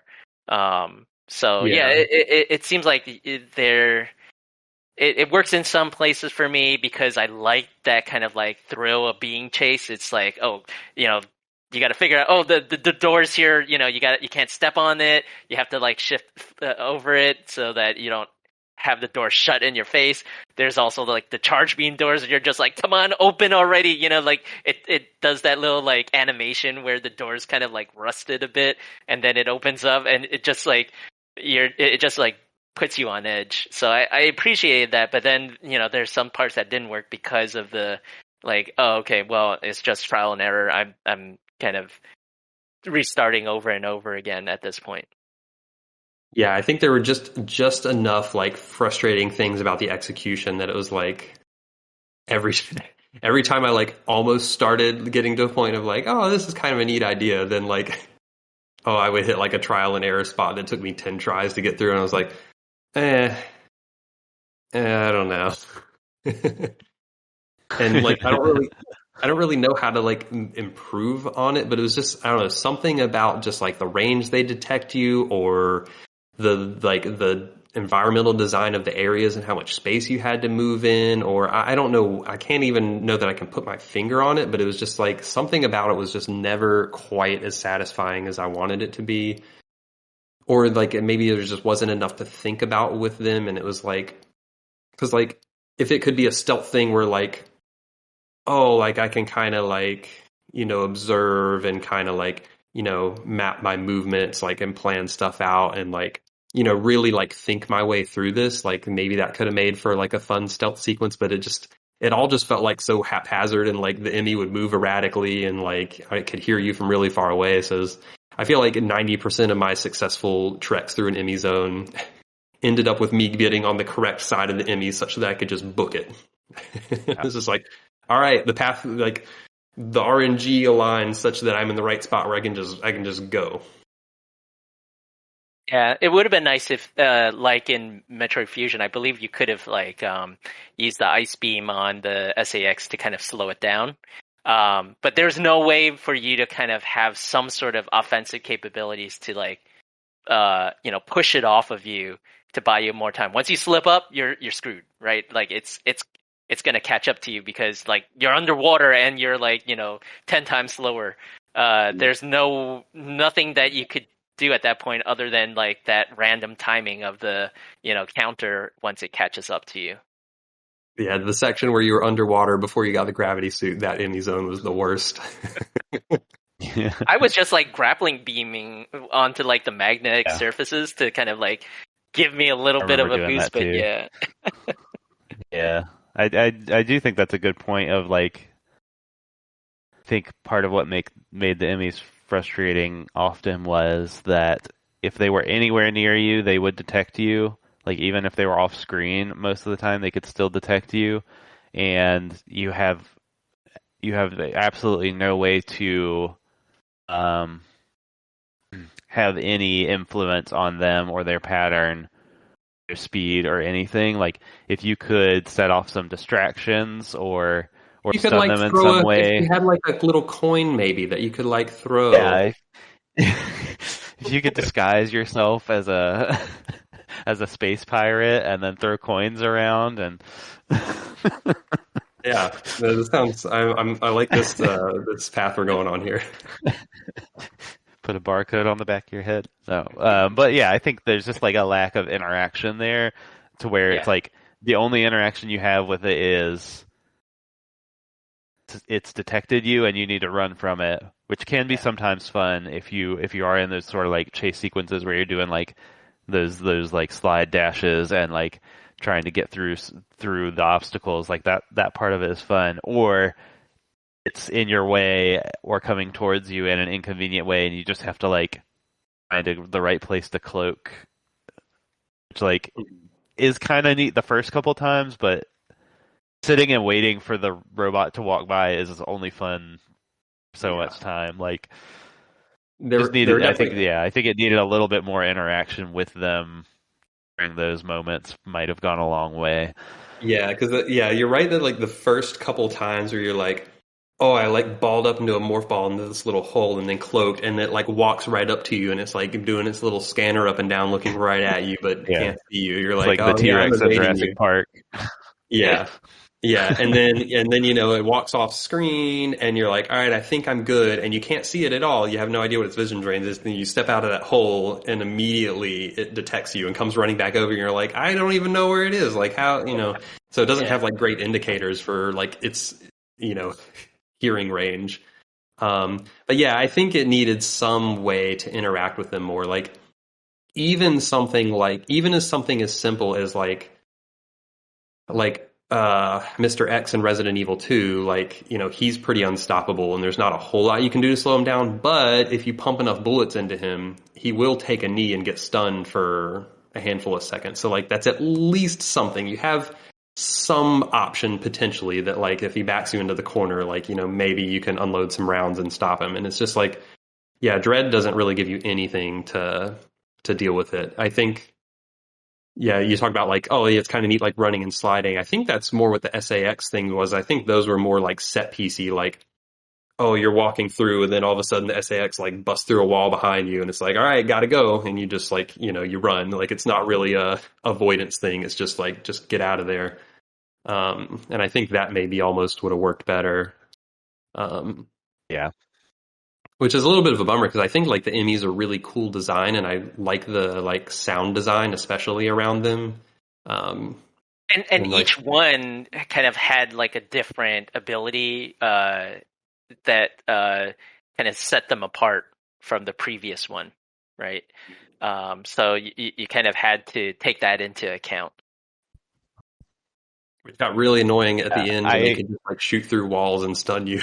It's just what are we doing? I legitimately had no idea that the EMMIs had different abilities. But I was so confused.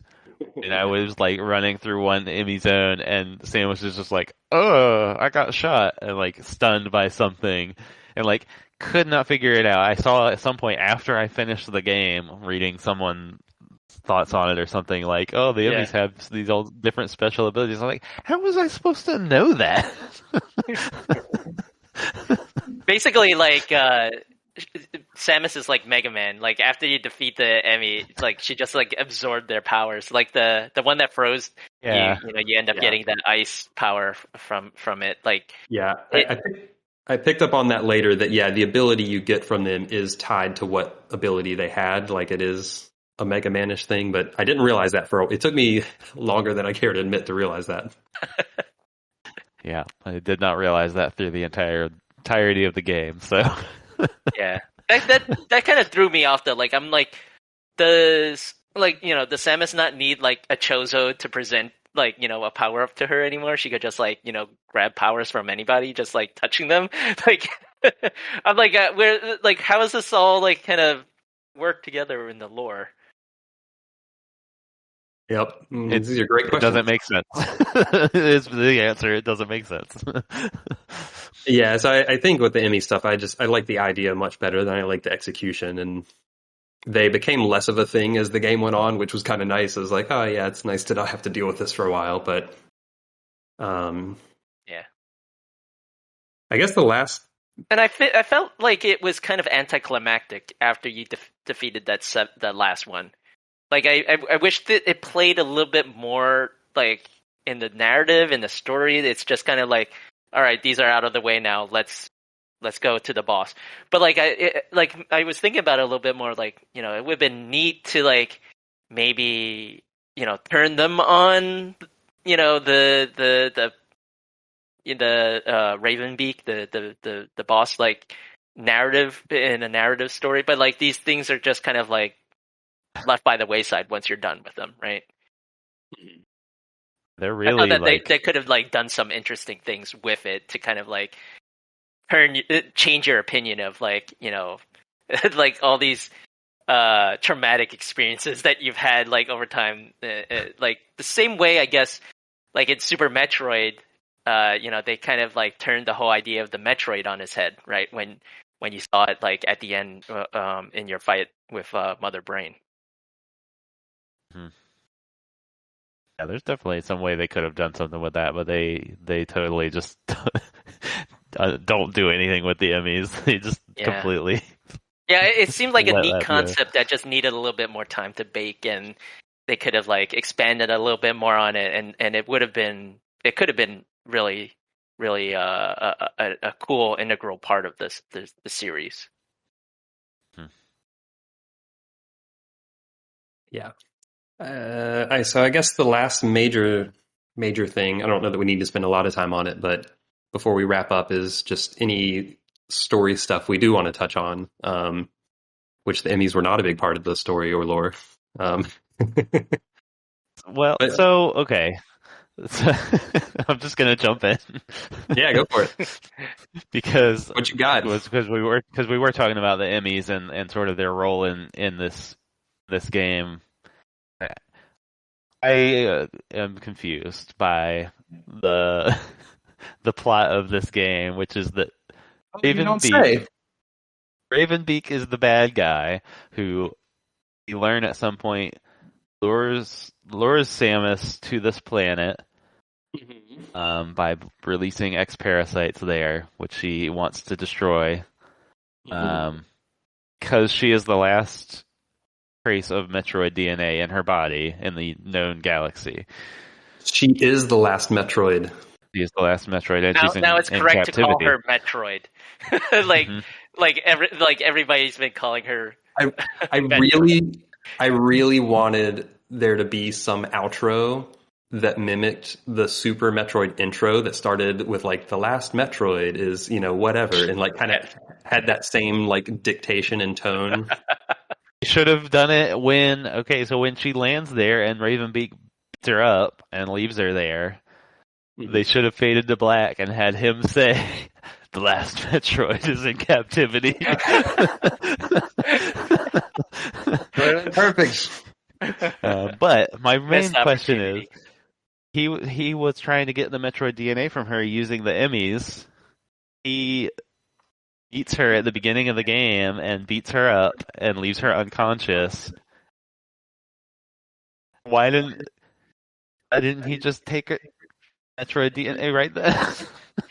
Yeah, I feel like there might have been some throwaway line that he had later that like was a very gamey like, oh, I didn't do it then because we had to have a full game, so here's some half concocted response to that. I don't remember what it was. There was an explanation. It was like related to awakening something in that Metroid vaccine.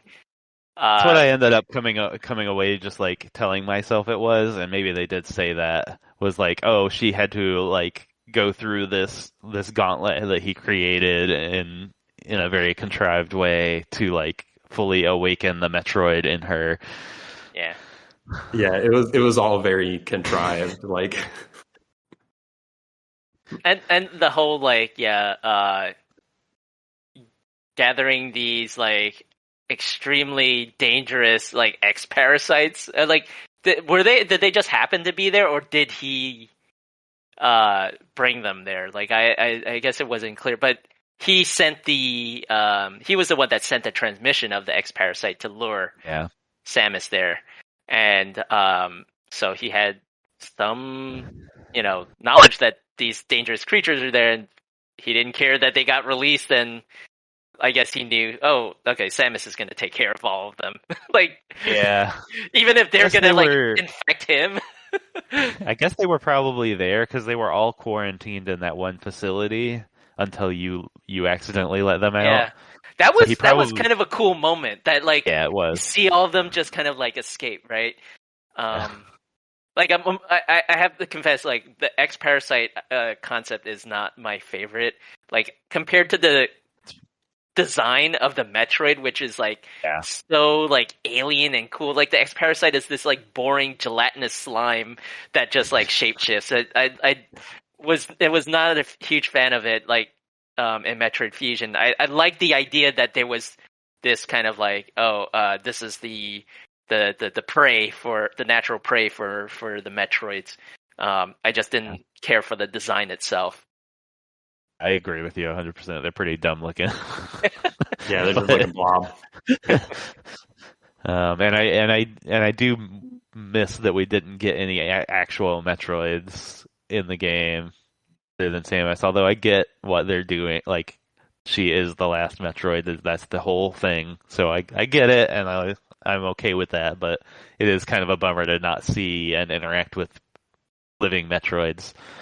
Yeah, it is kind of a bummer, especially being the end of the story, but also it probably would have been one too many extra times of like, oh, we wiped out the Metroids, but they're back.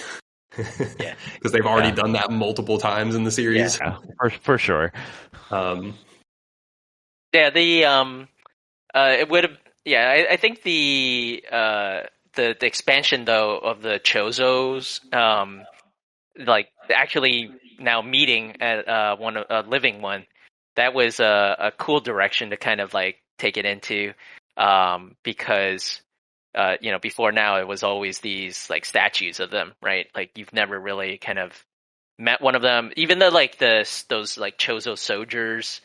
That was like an intense boss fight. I think I forgot to mention that. Like when I had to like fight two of them at once, that was like for me pretty challenging. But it was exhilarating at the same time once I like kind of was able to overcome it.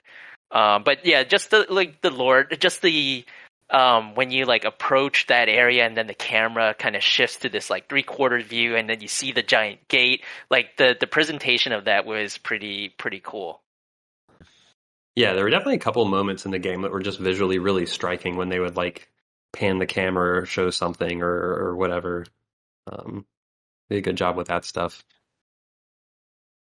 What about the Samus transformation at the end? You know, the the whole like anime style like Dragon Ball Z form. Yeah, she goes full Super Saiyan.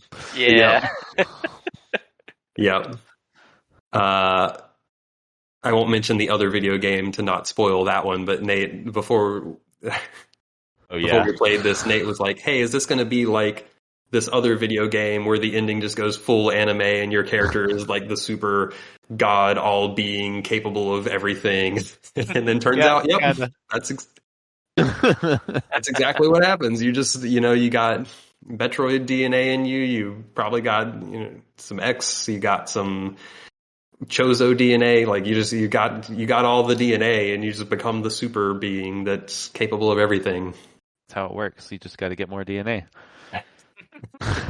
Like and then you'll be able to shoot Kamehameha lasers.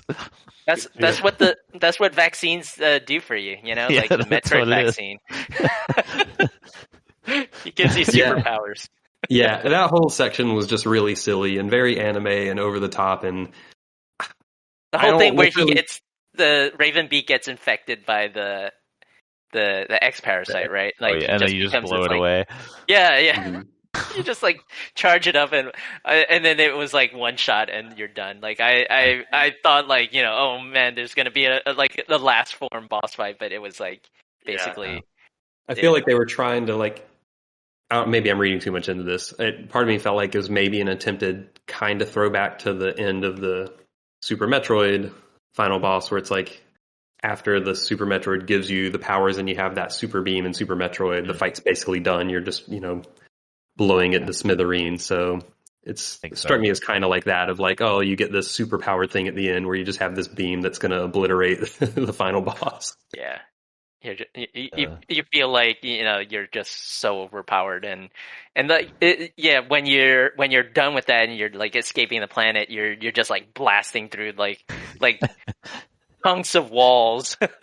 Yeah, it's like on the one hand, like all that stuff was like really stupid and unnecessary and a little bit too over the top, but I don't know. At the same time, it was just. I think at that point in the game, it was just like, yeah, whatever. Let's go on this ride. Like, let's just blow it all up. There's nothing wrong with it in my book. I had a good time. I was fine with it. I think the only part that's weird to me was how she came out of that state. Is like she got in her ship and she just turned around and she looked at. I forget the other guy's name. Quiet Robe. Yeah, Quiet Robe. And she just like looked at him and then just like all of a sudden went from like Super Metroid form back to normal form and like, oh no, we're good now, and now we're leaving. The whole like thing where Quiet Robe comes back, like you're like, what is what's gonna happen? Like he's back, and like he turns on the EMMIs, I believe, again. But then like that's really it. They kind of just didn't really do much narratively with it. Like I thought there would be like something a little bit more emotional, something like instead, like I think that's what they were trying to do. It's like maybe he's still in that X parasite somewhere, and that's why he kind of saved her. But it didn't really come across that well, like narratively. Yeah, it didn't, and I almost would like. the ending a little better if it was like left a little more, I guess, open and maybe dire for Samus of like, what is like, what happens now that she's like this Metroid creature? Like she probably can't go back to the Galactic Federation at this point. You can't reintegrate into human society anymore. But she's gonna wave that away. She's gonna be hunted for the rest of her life for her Metroid DNA. Right, like that's what I feel like could have been the ending. Is like she's this super powerful, like extremely rare being in the galaxy at this point, and like that's probably going to lead to some problems for her. But instead, I feel like going to be slapped on the bounty hunter. Right, exactly. Yeah, I mean the core story in the entire Metroid franchise is like every single game is just groups or organizations or individuals or whatever just trying to harness, like collect and harness the power of Metroids. Like even this game was Ravenbeak trying to harness Samus's power. So it's like that is the never-ending theme of Metroid. And yeah, like if Samus was stuck in Metroid form, it would just be like super obvious to whatever entity out in the universe that like, oh, she's powerful. Like we should get that. I will say I 100% thought pretty much right up until the end she was gonna like get to her ship and the planet's exploding and then have the moment of like maybe Metroids shouldn't leave this place and like just stay and sacrifice herself to end this once and for all kind of thing. Because they did say this is like the end, right? So like that would have been like an appropriate way to just kind of bookend. That's what I thought was happening at the end of this game. You know, honestly, I would have liked that ending way. I hadn't really thought about that, but I would have liked that because like Samus has been ruthless. Like this entire franchise, like she has been like just cold-blooded genocide. Like we're murdering all the Metroids. Like no more Metroids. Like she's gotten into conflicts with the Federation because the Federation has tried to like harness and regrow Metroids, and it's just like she has blown up planets and with the goal of like just eradicating the universe. Yeah, she has destroyed entire planets multiple times with the goal of eradicating Metroids, and it's like she is the last, like in her body is the last remaining Metroid DNA in the entire universe. Like she should finish. She's undergoing this transformation that she doesn't even fully understand. Like who knows where that's going to lead her. So gosh. It's just like it feels like another Alien reference. Like there's already so many references to the Alien movies, like from Aliens being like their assault on the alien or xenomorph homeworld, right? Which is like the equivalent of Metroid 2, and now this is like It could have been that fourth Alien movie, right, where she discovers she has like the alien side of her. Yeah. Now that I think about like that should have been. I mean, I guess you could almost say she should have done that at the end of Fusion, and then Dread itself wouldn't have happened because the whole reason Dread happened was because Ravenbeak was trying to get her, and it's that plot could just happen again if they wanted to do it. Of someone trying to get her. That would have been a cool way to go. I feel like as silly as it was, it is what it is, and I'm kind of curious, like what the future of the Metroid franchise is. Like they said, no more of this storyline, and of course we're getting Metroid Prime 4. But do you think that we're gonna get like any more 2D Metroid games?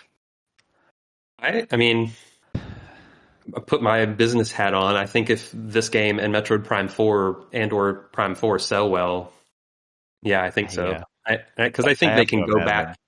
I think they can go back and like insert, anywhere in the chronology. Because like even Metroid Prime 1, like Metroid Prime 1 chronologically happens after Metroid 1. So like they were already going backwards after Super Metroid to insert that. So like they could always go back and just insert more stuff.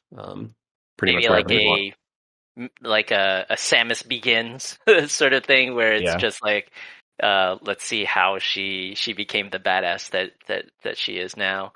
I guess there are other ways. So they're not gonna do much more with like the Metroids themselves, but like maybe that doesn't mean like we're not gonna get any more adventures with Samus, right? I think they even said as much when Dread was coming out, like that this would end the core Metroid storyline, but Samus would continue.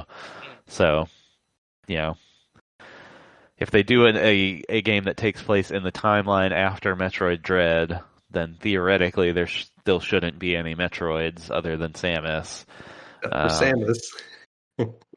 But they can still call it Metroid because she's a Metroid. So it is really weird to like have the franchise called Metroid and Metroids be such an iconic and unique enemy in not just in the franchise but in video games at large. Like there's nothing else quite like them. And then to just have a bunch of games without Metroids anymore. Yeah. Were they present in Fusion? Mm-hmm. Yeah, there was like, that was where she discovered on that station that the Federation had been like doing research and trying to like grow I think they took some of the DNA from Samus when they were like saving her life with the DNA. And like Samus ended up finding some lab somewhere on that station where they were growing Metroids and was like, what are you doing? Stop this. Come on, Federation. Yeah. So this is Dread really like did not have any like, Metroid enemies at all. Yep, I think there's probably some other something that didn't have them, like maybe Federation Force or something. But yeah, I think of the main games, like they've always had a Metroid of some form enemy. Maybe they'll just like, call it like Samus, Adventures of Samus or something, so they'll ditch the Metroid name. Metroid 6, Adventures of Samus. And I guess other like last little story thing is I thought it was cool that Samus talked. Yeah. It was a really odd thing that she only had like 2 lines of dialogue or something, but like I think they handled it well. It was just like, yeah, she did. Yeah. That scene, I've seen a lot of praise for that scene of her talking to Quiet Robe in their Chozo language, and like rightfully so. It's a great scene. It conveys a lot about her, like we were talking about with the animation and body language. Same way with the way she delivers those lines and the fact that it's in a different language, and the interactions with Quiet Robe. Like that scene is very well done and conveys a lot with very little. Yeah, and it definitely is really powerful. Just like Samus never talks in any of these games. It's like here's kind of like the conclusion, and she says these lines like out of nowhere. She says these lines, and you're just like, what? and it's done well. So it's like, yeah, all right, that works. It has more impact because she never talked before. Yeah. Except for she probably talked in Other M, and none of that was good. She talked a lot in Other M, and it was bad. Yeah, but in games that matter. I want to throw out a couple of Easter eggs that I found, like as I was reading about the game, and things that you probably obviously noticed. Those central units that you destroyed to get the Omega Cannon, those brain-looking things. That's a interesting nod to Mother Brain. Although no Mother Brain at all, but it's always this kind of like. Wink, wink, nod, nod. You know what this is. Yeah, I feel like this game had a lot of wink, wink, nod, nod. Yep. There was one scene in the background before you, like, when the power was off or something, I believe, that you saw the boss from Super Metroid Dread, that, like, big green dragon-looking thing with, like, those little claws on its stomach that would pick you up. Do you recall that in that game? It's like outline is like in a tube in the background, right before you turn on the power. Speaking of, like, one lore thing I would love to have answered is why is Kraid there? Kraid. Why is Kraid a boss again? Like, you've murdered him twice already. Why's he chained up? Like, how do you end up there? Is this a clone of him? like they're just like. It's just Kraid. Don't worry about it. Don't ask questions. Yeah, stuff like that just goes unexplained. I guess because, and spoiler alert for Samus Returns, but we see Ridley, right? So Kraid is kind of like the other half, right? That we get. I mean, they have done the why is Ridley here multiple times unexplained, so I guess it's Kraid's turn to be like, why is Kraid here? Yeah. And then the last thing I wanted to point out was that there was a hint. I'm not sure if this is clear cut or not, but in the very beginning, that computer on her ship, Adam, refers to Samus as Lady. Mm-hmm. But then once she goes underground, and then supposedly it's Ravenbeak that's communicating with her, you never hear that Adam call her Lady again. So like that's apparently maybe like a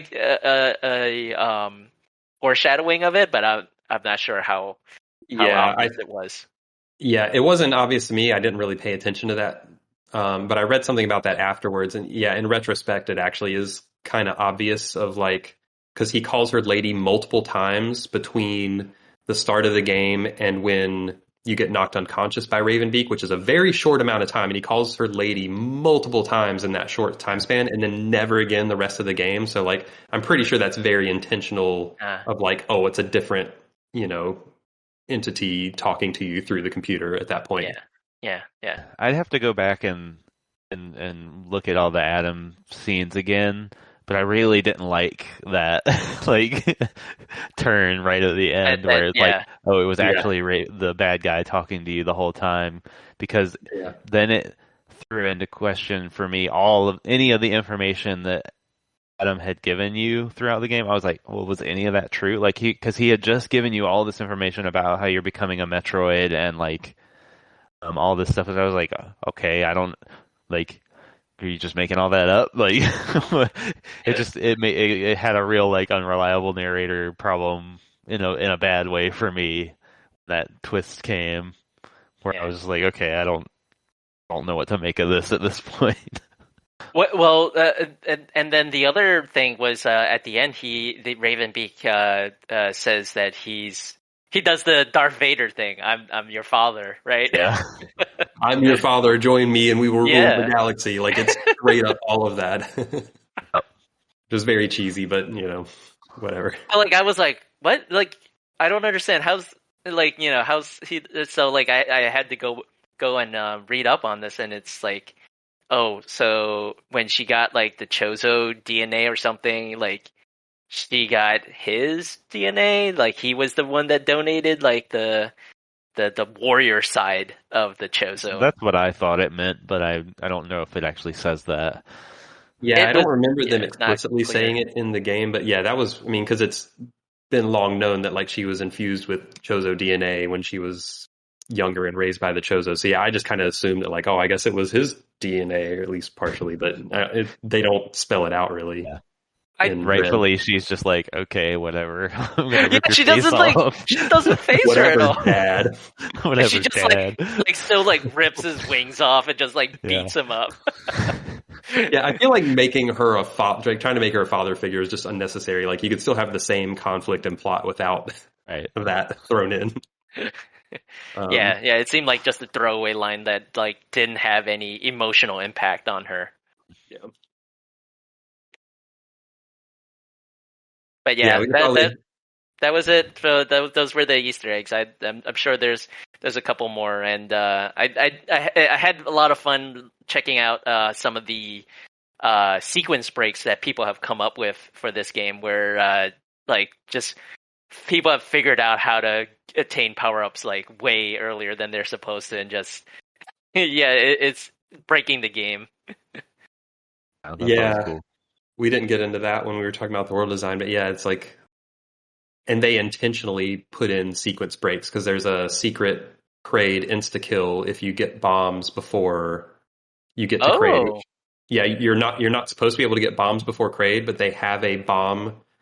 They have a whole cinematic for a special way to kill Kraid instantly if you have bombs when you get to Kraid. So is that the bomb, the morph ball launcher? Mm-hmm.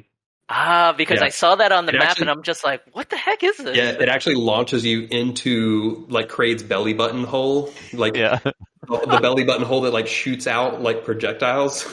Like it just the ball launcher launches you right into Kraid's belly, and then you just plant a bunch of bombs and blow them up from the inside. That is amazing. Yeah, I got to look that up now. Yeah, but yeah, it's kind of a weird thing that they like intentionally put in sequence, because I feel like in a lot of games like Super Metroid, it's kind of like, oh, it's like people just find unintentional ways to break. So like, I feel like in a weird tangential way, it's like they're also like pre-accounting and guiding for the ways you break the game. So it's like even further guided. I don't know. It's very odd. Yeah, yeah. But anyway, we're not going to go down that rabbit sequence breaks that are outside of the intended ones. Yeah, I'm sure that also happens. Yep. But yeah, we've been going for a while, so let's wrap up this podcast. I know we're past Nate's bedtime, but yeah, let's just get some final thoughts. What were your final takeaways?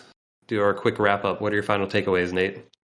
I really liked it. It's fun. Fun as an action game. I enjoyed seeing the world and getting all the power ups and becoming an unstoppable screwball of flying death, and then flying around and finding the last few collectibles. Yeah, it's a fun game. I would say that would be my summary of it. It is a well playing, precise action game with a fun like forward momentum to it that kept me going and a good time. Yeah. What about you, Alex? Yeah, I feel like it's good to see that 2D Metroid is back. It's been a long time, and it seems like MercurySteam has handled it pretty well. It's way better than Team Ninja, so makers of Other M. So as long as they don't hand that over to them. But yeah, I'm looking forward to MercurySteam. Continuing with that. I think you're seeing them kind of grow and learn from their previous games. I think they even worked on like a 2D Castlevania game for the 3DS a while back.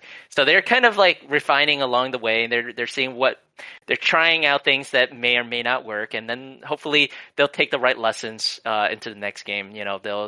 They'll see that the EMMI zones, people don't love them, so maybe they'll figure out something that would work better in the next one. So yeah, I think it's great. I don't. There's a lot of controversy about whether it's worth $60 full price game. To me, like, as long as it's an enjoyable, fun game, I'm happy to hand over $60. Games are incredibly expensive to make, so I fully support the developers, and as long as it's a quality title, then I'm all for it. So give me more 2D games. I want to see another 2D Castlevania. I want to see more. Yeah, I want to see more of those. A resurgence of that. But yeah, I still got to check out Axiom Verge and play through that as well. I think I would really enjoy all of those games. Yeah. But overall, yep, I love it. Great, a great addition to the franchise.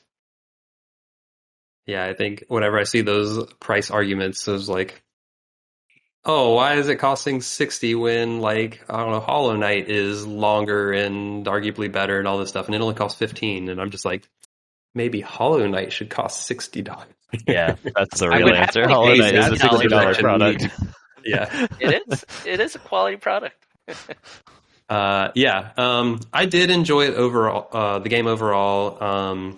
I have a lot of weirdly like complicated thoughts. I like haven't gotten super down that rabbit hole as we've gone. I've touched on some of it. I think the main part is what I was talking about, of like just the way of exploring the world feels, the way it feels more guided and doesn't feel as exploratory in kind of like the way I fell in love with Metroid, specifically like Super and Prime, like being my favorites. Like it doesn't feel like that type of game. I think once I got over that hump, I did ultimately enjoy it in the end when I just treated it more like a actiony, action game that's, more linear. I had to get over that hump though. I had to divest from my Metroid experience and Metroid brain and, treat it what it is. But once I got there, I liked it, some quibbles here and there that we touched on along the way. But overall, I did enjoy it. I think it is nice to have 2D Metroid back, even though in a weird way it's been gone for so long that games like Hollow Knight and Axiom Verge, there's a lot of games in this space now that have arguably taken the torch from Metroid and for that type of game. So it's just kind of its own thing, There's a lot more in that space. But I did have fun playing it. I enjoyed it. Very curious what they do next. I don't know if MercurySteam will do another one or not, but it was nice to have one after such a long absence. And it was just announced this past E3 too, or the summer, right? It was totally a surprise. It's you're getting a Metroid game this year, And I'm just wait, we're getting Prime already? It's nope, this is a game we haven't told you about. Yeah, that was definitely a good one of those surprise moments. Yeah, a stark contrast to this year where everything that we knew about way ahead of time was just delayed. Games were just announced way too early. I like to see this trend of, here's a game that you can get now and, or in 2 months or whatever, rather this I guess I do understand there is that kind of marketing anticipation that you can build up from that, but that could also backfire, like what happened with Cyberpunk. Yep, it's fun to get those surprises. I think Nintendo does that more than others, so maybe something about the way they do their business, they can get away with the short announcement window. But maybe we'll get another surprise Metroid announcement in the future. Who knows? Or maybe Metroid Prime 4 will actually come out someday. Surprise, we're making year? Metroid Prime 5 first. Surprise announce and release Metroid Prime 5 next year, and Metroid Prime 4 still won't be out for another decade. It's still under development. Metroid Prime 4 is never coming out, but also never canceled. All right. Well, that's going to be a podcast. Thanks, everyone, for listening. I've been Flex, joined by Nate and Alex. We have talked a whole bunch about Metroid Dread. Thanks for joining us. Thanks for listening. And join us next time for another episode of ATACS.